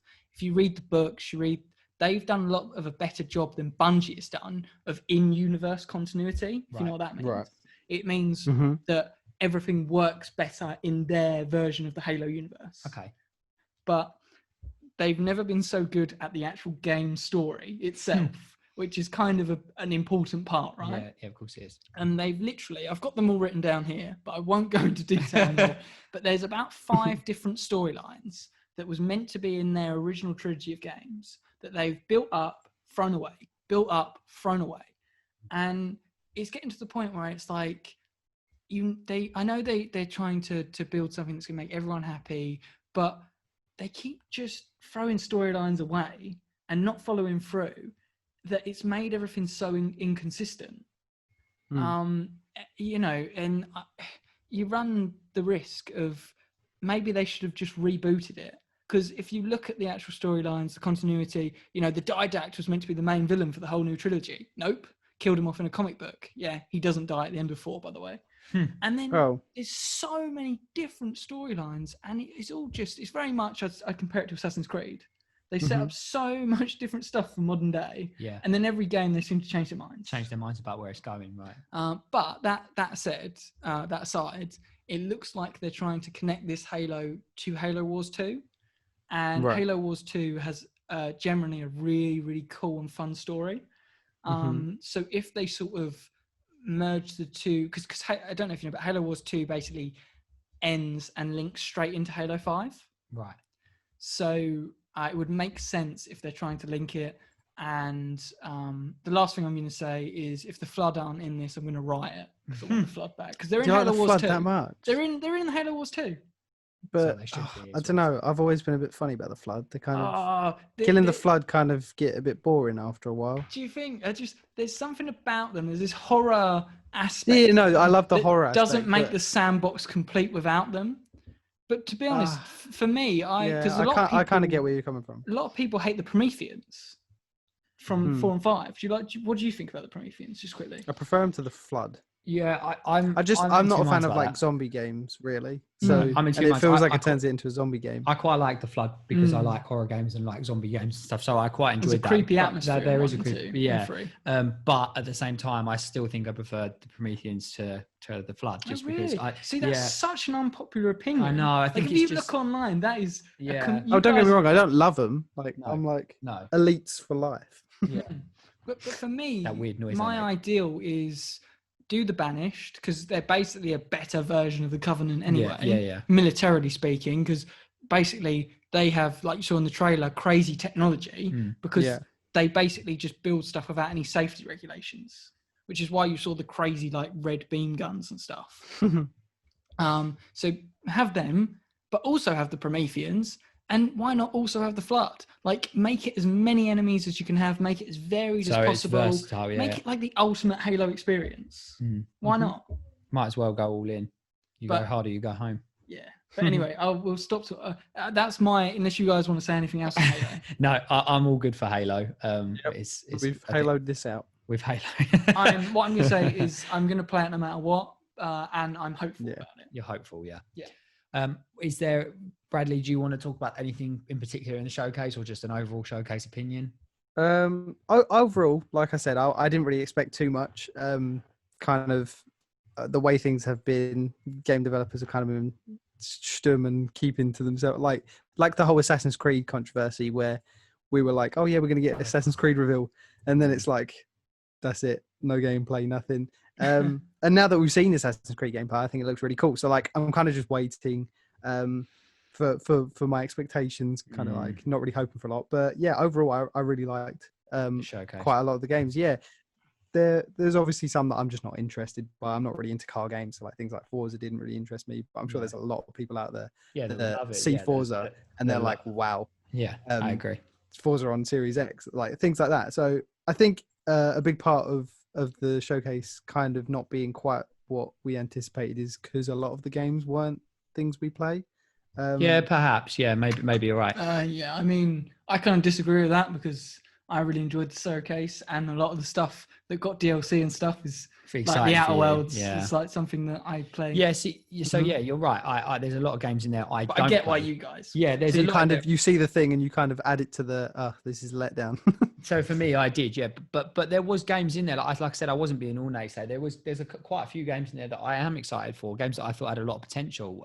That do. Yeah. But I don't usually dismiss games just because they're not my sort of game. Like usually, I'll appreciate if something looks good or not, and then say, yeah, it's not for me. But I still just thought a couple of them, or more than a couple actually, just look like they're just quite disappointing. But it doesn't matter because, you know, there's going to be millions of people out there who loved that showcase, who loved every game in there or only like some. Like you say, there's going to be diehard Forza fans in there that thought, oh yeah, Forza on a new console. Like, you know, for me, I just thought, okay, it looks stunning, but it's just Forza again. It's like all over again. Yeah, so actually, it's not quite. So there is a few more games that I would like to briefly talk to you guys about.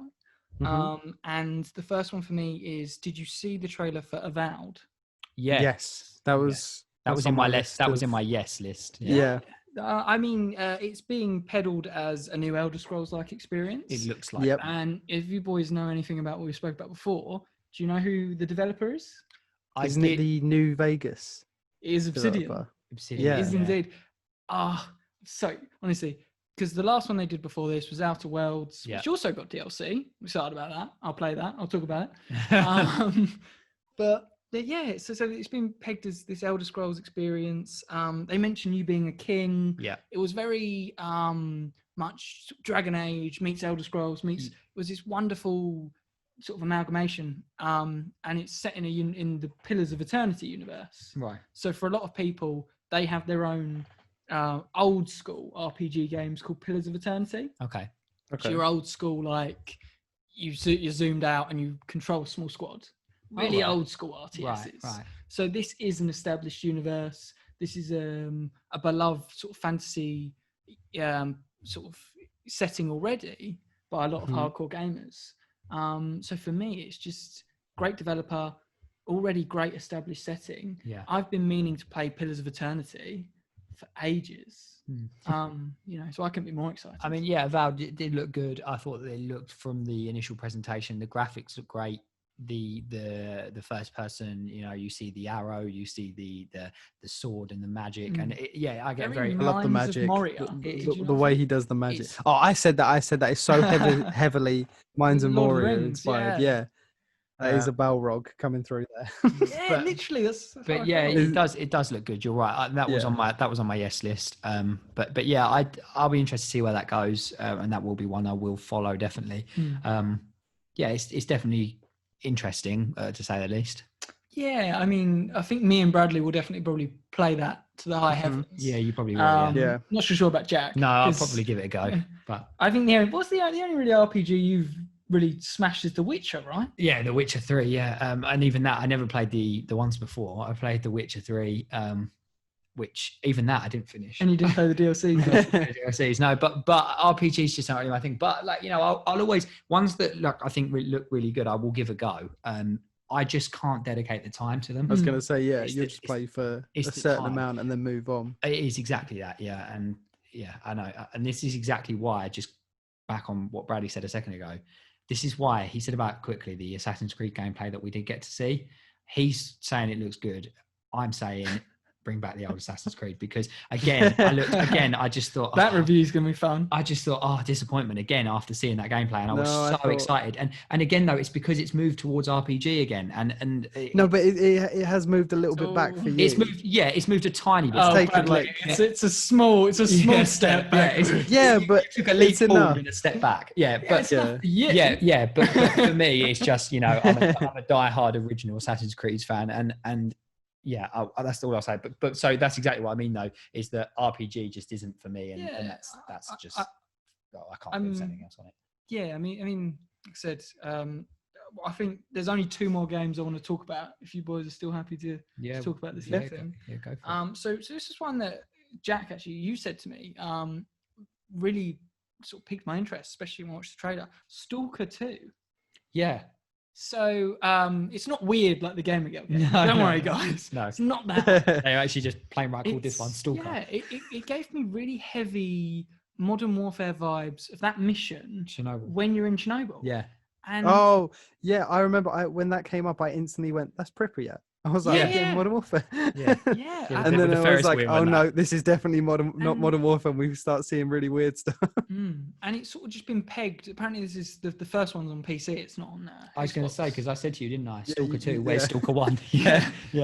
But the way it's been pegged is it's being pegged as this Metro-esque game that's also more realistic. Okay. Because Metro is very fanciful in its sort of story and its sort of execution. But this is just this crazy experience of you crawling through, and it just, I don't know, there was something about the trailer. It was so ominous and so just sort of, it just intrigued me so much. It was this weird sort of dark feeling that I saw it and I was like, I want to play that. Atmosphere, didn't it? And obviously the whole Chernobyl, the whole thing is just that setting in itself creates an atmosphere straight away, doesn't it? But yeah, definitely. I got the same vibes you did, but I really like the look of that. And I still have no idea what it's even about. No, me but either. I'm play it. But if it's about this Metro-esque, I mean, I don't know about you, but I love Metro. All of the games, I love the Metro games. And if this is like a more realistic take on that sort of same, not setting, but that same sort of premise, I'll be really interested. And Stalker 2, I'm coming after you. Yeah, I mean, we're not going to.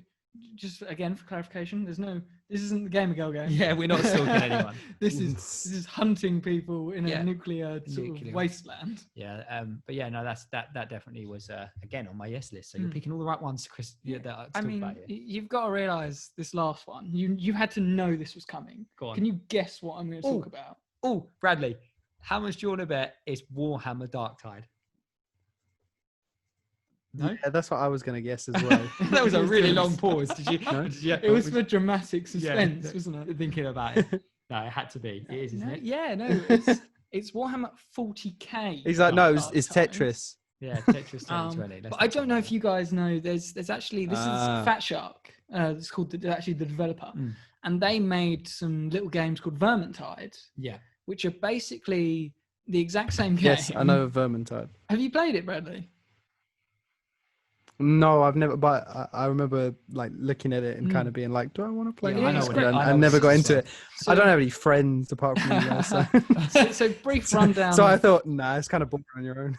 Brief rundown of Vermintide. It's basically Warhammer Fantasy combined with Left 4 Dead. Yes. Where you're going through these, it's a hack and slash. You're going through these missions in a 4-man team, but you pick your own characters and classes. Yeah. So you can play as a wood elf, a fire mage, a witch hunter, all with their own an imperial weapons, great swordsman, and there's this real great in the second one RPG mechanics where you can change your class. Right. So the dwarf can be a giant tank in plate armor, or he can be a half-naked man with orange hair who screams and flies through the air with like dual axes and stuff. And it's just amazing. So it's kind of it's still you pick your class, but you also pick the way you play. So it's this hack and slash RPG hybrid, and the thing that makes those games so good is you have to play them with friends, and they have this atmosphere that when Horde comes at you, it is terrifying. You are genuinely, the music swells, it like chants, you hear them like making all their noises and they rush out at you. And so like a Left 4 Dead 2. But it's more intense. But more intense,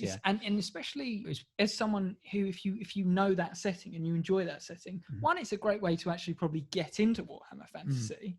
But two, if you know it, it's so rewarding. And this new game, this is definitely horror sort of based. So this is based, but they've talked about this being basically the same thing, but for so there's two types of Warhammer. There's a fantasy setting and there's a sci-fi setting, right? Right. So when we did our quiz, we talked about the sci-fi setting. Space Toads. With the Space Toads. So this is set with the Space Toads, but obviously the Space Toads are dead. And the thing that's so intriguing about this game is what they've revealed is you fight like chaos worshippers and mutants and all sorts of different freaks, right? But the thing that's so interesting is usually if you play a game, you play as a space marine, right? You play as this super soldier, this insane beast who just has a chainsword and just rips everything apart, has no worries. Yeah. But with this, you're playing as, if you remember, the Imperial Army. So do you remember what I said about the Imperial Army? They're just basically like, correct me if I'm wrong, but they're just like grunts who just basically die. They're just used as we're gonna drown them in our own bodies and blood. Yeah. Like so it's been pegged as this horrendous horror game where there's these ridiculously powerful. I mean, the mutants and stuff will probably be quite weak, but there'll be all these different entities, these tough monsters, and you're literally just a normal geezer with a laser rifle, right? Which sounds terrifying, absolutely terrifying. And who knows? They might. That's just going off the trailer. There might be classes like there are in Vermintide.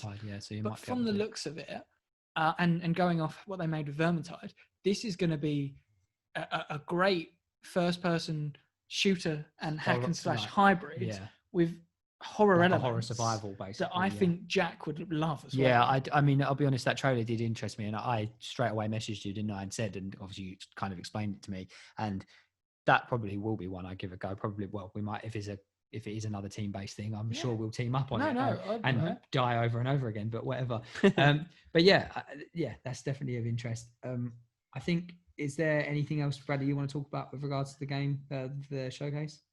No, I think we've covered it all. Yeah. Well, we've definitely covered it all. There was so many. No, well, I mean, sorry. I think we've covered Halo. I mean, there were so many more announcements. There was. And one that we won't talk about, but I have to mention is Exomecha. Yeah. Which is something that definitely just go watch the trailer because it looks really fun. Exomecha is like, it does look insane. We won't go into it because go check out Exomecha and. Looks like Titanfall on steroids. Oh yeah, it's like Halo, Titanfall, Crisis, baby. Yeah, and it's a battle royale, is it not? They said that it will have. Oh no, don't ruin it. They said microtransactions. They said it will have a battle royale mode. Okay, but it sounds like it's quite ambitious. It wants to be like a traditional arena shooter. Yeah, but it also wants a battle royale, and it's got maybe. Yeah, it just check it out. It looks great. But anyway, so that was our summary of the showcase. Do you want to give like your closing thoughts on the showcase? We sort of talked about it. I was going to say my closing thoughts. You kind of know. I was maybe too hopeful, but there's promise in there. Definitely some big announcements, and I hope that there's more good things to come. Basically, that's all I say. Really. Mm-hmm. Bradley, anything, Bradley? No, I agree completely. Surprised. Yeah, exactly. Bradley's just happy surprised. to be here, isn't he? I literally am. Yeah, I enjoy it. whatever they give me, whatever the world wants to present. Game of girl, that's all you're getting. Okay, that's your punishment, man. You're too positive. Game of girl for you. Yeah. Chris, any closing thoughts? No, just I wasn't expecting much. Halo was a bit underwhelming for me, but everything else actually pleasantly surprised me. Okay. Moving on to the Golden Oldie section, which, like we said, was not planned, but we went and played Fable Anniversary. Well, Bradley played the Lost Chapters. I played the Lost Chapters. And we played Fable Anniversary. The remaster. The remaster. Okay, well, yeah. But they're the same. They're the same thing. Same thing, different shapes. If anyone knows what that's from, you've gained my respect. Anyway, so we went and played Fable 1, went back to the past, and what does everyone think of it nowadays? It's my favourite. It's quintessential what started everything off, and I'd equate it to it is what Combat Evolved is to the Halo franchise. Yeah, It's respected. the first feeling. It's the first sort of establishment of what is Fable. Chicken chasing. Yeah, chicken chasing. Chicken chasing. And there's just, I'll obviously let you guys go in depth about it and stuff, but I generally feel in this game there's more freedom in how you evolve your character. Like it's your abilities, the way you spec. Right. In the others, it's more you're a jack of all trades. Yeah. Mm-hmm. Whereas in this, you can be a mage, or you can be a strong guy, And if you try to spec into all three, it's actually a lot harder. definitely a lot harder. Yeah, I agree. It's definitely got that did with the skill tree, like the stat base and things like that. It definitely does have that way of evolving your character in a more defined way. It's we so basically we said we'd go back and play it, didn't we? And we were a bit sort of trying to let's just get through as much as we can. And we were shocked when we found out just before because we said obviously, it's a week, it's a long game. Yeah, you know, we might not get a chance to play it all, but we'll just play as much as we can, and then we'll talk about it and talk about it. So I got to rescuing Teresa from the bandit camp. I got to just right. that, which you got to know. You just killed the wasp. I killed the queen wasp. But no, I did a little bit of sort of main missions into the game. Didn't get very far, but I have played it before, and so have you, Chris. Whereas Bradley, who had never played it, where did you get to in the game? So like you said, I've never played Fable 1. I played Fable 2 and 3, but I finished the game in less than 2 days. And overall, I think. I really am, because I really thought everybody was going to complete it. But I mean, I tried to. I only had like I wanted to anyway. Like, it was a personal thing because I'd never seen Fable the 1. game, so I kind of wanted to see what it was about. And overall, I mean, it's very dated. Obviously, like you two are playing through it with the nostalgia. You're playing through it and you're thinking, I remember this, I remember that. Yeah, and I'm playing through it as a massive fan of 3. I get that, but at the same time, for me, I started with Fable 2. Oh, did you? Yeah. I didn't. This wasn't the first one I played. Fable 2 was the one that stole my heart, and then I remember getting on the 360, because you could do backwards compatible. I got a disc of the original Xbox for Fable 1, and then I was like, I love Fable 2, I'd love to play this. And for someone who, Fable 2 was one of my favorite RPGs at that time, I played through Fable 1 and I preferred it. And that was, this wasn't like a nostalgia, this was years later, right? So this is what I've just discovered, is that I think the reason you preferred it so much is because of the RPG elements, because Fable kind of lent away from its RPG elements in 2, and then really kind of left it behind and made it kind of an action adventure in 3. Yeah, I think that the world, wasn't it? Yeah, I think that is why you have such a love for 1, and that otherwise I was playing through it and I was like, how can Chris love this the most? I think it is that. I would agree. So I started with 1, then played 2, then played 3. So I did go all the way through them, but I would say the same thing though. But obviously, where I do lean away from RPG, as much as it does have, it did have great nostalgia for me, but number 3 was my favorite of the franchise. And again, I love 2 more than 1 and 3 more than 2. Well, because 3 is actually weirdly vilified on the internet. Yeah. I think I'm just awkward. I think I'm just but I love 3 as well. Yeah. And I enjoy 3 as well. It's a game I love as well, that I stand with you guys against that opinion. But just online, it's generally sort of, I think it comes from this perception of Peter Molyneux, the guy who was creative lead, kind of did the Todd Howard route, and when it was before release, he hyped it up so much that when it came out, it didn't live up to all his promises. See, I didn't have any of that, because I think I got it quite late after. Like it came out. Yeah. So I think I don't follow it enough to have known. And I think that's the perception that spoiled the game for some people. Sure. Because they were expecting more. But I think, like you say, I didn't care about any of that. No. I just enjoyed the experience, and I think that's the same for you guys. It is. It's brilliant. I mean, the Fable franchise, and then obviously for us all to just find out that there's going to be a new Fable in 2020, like that is. I think I joked, didn't I? I said we're doing this, and I said I bet you something gets announced at the show. Yeah, and the fact that it has, you jinxed it in a good way. Yeah, but this is the thing, is that now that we've just played 1 as well, and like Bradley's obviously recently played 3 as well, and I remember them all so well. Yeah, that just gets me even more excited about this new one. Oh, definitely. And how good it could be now that it's made with modern engine, and and with better gameplay mechanics, and I just hope it's got everything that we all love about the Fable franchise, and just more. But yeah, I mean, it does feel dated playing it again. Obviously for Bradley it was a new experience, for us it was nostalgia, but it's also I wouldn't recommend playing it on PC. It's not optimized well, is it? No, not for mouse and keyboard. The camera is awful. So I'm pretty sure you can plug in a controller though on your. No, you can't just plug it in. You need to get like a third party thing. Oh, really? Yeah. So if you do want it on PC, because it will run better. I mean, most likely, unless your PC is very, very old. Then I would recommend getting it, but I'd recommend getting the controller support because I mean, it might be your kind of thing, but the camera. I mean, I think bad dreams about that camera. I think this problem is actually fixed quite a lot in the remaster. Because okay. See, for information, I did play the Lost Chapters. Yeah, which is the re-release of the original Fable. Yeah, with all the expanded content and the emotes and things like that, which I did not use any of those, but I played through the extra bit of story, and that was pretty good, to be honest. It did add it because it felt. I actually was considering stopping after playing just the base game. Yeah, and then I said I feel like there's more to it, and then I went back and played through the Lost Chapters, and I felt completely like it was finalized at that point. And I was really glad I went back and played through it, to be honest. But yeah. That's cool. Overall, it is a good game. Don't get me wrong. 2004 would have been insanely good. It's a revolutionary game. I think I might have played it in 2004.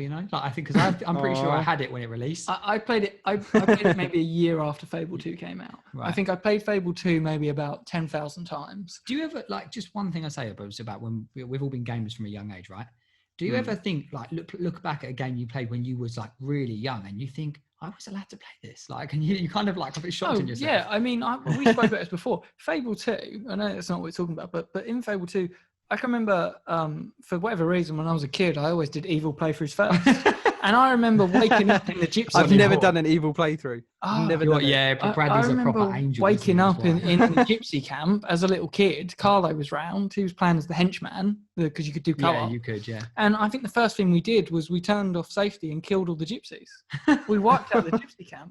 And because we were we saw the box art, and obviously the big selling point on 2 was you morph based on your morality. Yeah. And I just remember thinking, wow, those horns are awesome. So I was just murdering and doing all the crimes just to get the horns. Make me look evil. Yeah. Your FBI agent is and a lot of the bad stuff, it's very British sort of comedy. Yeah. So you're doing bad things, but a lot of them are just, sometimes they makes you feel bad, but a lot of the time it's just a hilarious sort of comical. Yeah. Yeah, no, it is still a good game, and obviously we're all excited to see where the franchise goes next. Definitely. Does anyone else have anything to say about Fable before we move on to what I'm really excited for, which is Bradley's quiz? No, I'll just say I'd actually quite like to do the other Fables at some point in this Golden Oldies.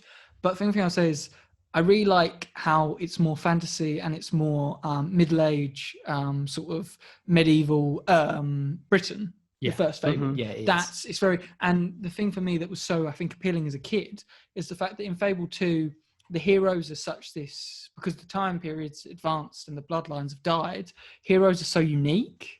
And, you have different bloodlines. You have a hero of strength, a hero of will, a hero of skill, and then you are a jack of all trades. Yeah. And that's all there is in number 2. So for me, I remember as a kid being blown away because there's hundreds of heroes. Yeah, there is. And there's an academy, and I can just remember thinking, this is so cool. And then you interact with them, and you have, beef with them based on if you're good or evil. You form relationships with these different characters, and I remember being blown away by that. Yeah. And just thinking it's so cool. And like I said, the progression in the series, how you go from basically like medieval ages Fable, then you go I'd say Fable 2 is colonial, and then Fable 3 is Industrial Revolution. And I think that is genuinely, each game encapsulates their setting so well. It still feels like Fable, but it has that focus that is so good in each game. Yeah, I do agree. And I think this is why it's my favorite, because personally for me, I think you guys prefer the Industrial Revolution. I love the rifles and the flintlocks. And that's kind of fun in one where they don't exist, and that in-game evolution is fun because you can only have a bow or a crossbow. Yeah. because of the time. Also, having a bow, which is so satisfying because you can't have a bow in 2 or 3. No. 'Cause what's the point? Because you have a Yeah. Pistol, yeah. you have a pistol or a rifle. Yeah. Um, Yeah. No, they do make their own settings really well though, don't they? Each game it's a holds great their own trilogy. setting. It is a great I trilogy. genuinely think it's great. Yeah. Bradley, hit us with your quiz. What are we doing today? So this week, for a delve into fandom, I obviously had the job of choosing a fandom to delve into, and there was only one choice for my first, and that was The Lord of the Rings. And then I sat there and I had a little mental breakdown of how big the lore is and how many questions I'd want to ask. and so I just picked 5 random questions essentially. And I didn't think about it. I was like, there's too much to ask. So I'll just ask 5 random questions. So without further ado, are you ready for your 5 multiple choice questions? I'm so ready to I'm be so terrible. excited. I honestly, I've said this before. If I get stuff wrong, I'm going to actually I'm punish expecting myself. higher marks from both gonna- of you because I'm gonna I know headbutt both the of you wall. like the Lord of the Rings. So I think you've got more chance of Chris getting high marks, but we'll go for it. Let's just see. And what this is happens. someone who's Okay. read the books a long time ago, but well, that might come in Have handy hope! for some of them. Right. The first question should be easy for both of you. Which hobbit stabs the Witch King of Angmar? Is it A, Merry, B, Pippin, or C, Sam? Chris? It's not Sam. It's not Sam. It's Pippin or Merry. It's Ride With Me. I'm trying to think of the thing. this is on which top, yeah? Yeah, it's On no, Weathertop. No. Which hobbit stabs the Witch King? King. Yeah, It's but where- he stabs him on Weathertop, doesn't he? On the mountain, and then Aragorn jumps in and saves him, right? No. No. Are you talking about in Return of the King? Yeah, sorry, no, I'm that's with not- you. no, I'm with no, you. no, of course. Yeah. I'm going with. See, I Pippin. left it ambiguous because I was Yeah. wondering whether No. anybody would get. I'm trying to make them slightly harder. No, hang on. Oh, I forget the 2 irrelevant hobbits. I call them. Pippin and Merry. The 2 ones that don't Right, matter. one of them's Merry a Pippin- Duck Brandybuck Pippin or is- Peregrine Took? Pippin is the thinner in the face. No, it's Merry. It's definitely Merry. I'm going Merry. So you're going with Merry. Jack, what are you going with? I am going with. I'm trying to think of his face because I can picture it. I actually watched this recently, and she picks him up and puts him on the horse. And Honestly, for the life of me, I think I'm it's really Merry. annoyed. I'm going to go with Merry. Is it Pippin? It is Merry. Oh, It's Merry a God. Duck Brandybuck. I He nearly stabs went him Pippin. in the back of the leg That's before really bad. she announces. Eowyn announces she is not a man and She stabs him in the is, face. Yeah, because he rescues her, doesn't he? Because she's getting choked out or something. I can't remember. Yes. Yeah, and Yeah. He stabs her with an elven blade. Honestly, for a minute. No, you know how- a blade from the Barrow Downs, And- which and is it- never actually explained. Ironically. Yeah, I know, but it's No. in the games. Yeah. It's Yeah, in, but because everybody thinks that he can just be stabbed with like in the back It's of in- the with the armor leg, with with the a sword. What's that game? Yeah, The RPG one. little butter knife. War in the North. War in the North. You go to the. Yes. You go to them. You Yeah. go to the that Barrow was a great Downs, game, yeah. it was. What game? That's an RPG I played. Anyway, I actually sent you a meme last night with the Witch King, didn't I? Yes, and when you sent that, I was like, oh my god, he knows. With the general He knows powers. the quiz is going to be on Lord of the He's got a Rings. camera in I the am corner no of the man. room, It's Brad. like, it says, I am no man. It's like, you fool, I was trained in your Jedi way. I beat you. Yeah. Anyway, go on. Right. Oh, Question God. 2. Panic then. How many great rings of power were forged? How many is that? What is this not multiple choice? Okay, fine. I thought you wouldn't need it to be No, but honest, still, 'cause it's quite easy. it's- Is it I'm A, pretty sure. 1, B, 19, C, 20? Hey, go on. A, 1, 2, no. 19. B, 9, 19. C, 20. elves, dwarf lords in their halls got. Chris is like. See, this one it requires a bit of maths if you know Chris the is saying. he's writing down the equation. he's literally just distributing them one by I one. can't remember how many dwarf lords there are. Can I just take a guess? What are the numbers again, Bradley? It's 19, 20, or 1. It's not Yeah, 1. 19. A is 1, B is 19, C is 20. I'm going to go for... I'm just going to take a guess because I wouldn't know that sort of thing. I'm going to go for 19. You wouldn't know that sort of thing. I No. thought you would. I'm going for 19. Or is it 20? Chris is 9 men, 3 elves, 7 dwarves. He's literally got like... He literally has got I think like, I think it's 20. So, Jack, you're going with 19. Yeah. Chris, you're going with 20. Yeah. It is 20. Oh, thank God. Wow. 9 You nearly to made me men. have to give back my nerd pass, mate. 7 to dwarves, I 3 wish- to elves, I 1 wish- to rule I them all. wish this was I was got a 'em video right. pod because he's actually written down 7 dwarves and 3 elves, 9 men, one ring to all them all. He's literally just worked it out. Go on. Anyway, go on. Right. Okay.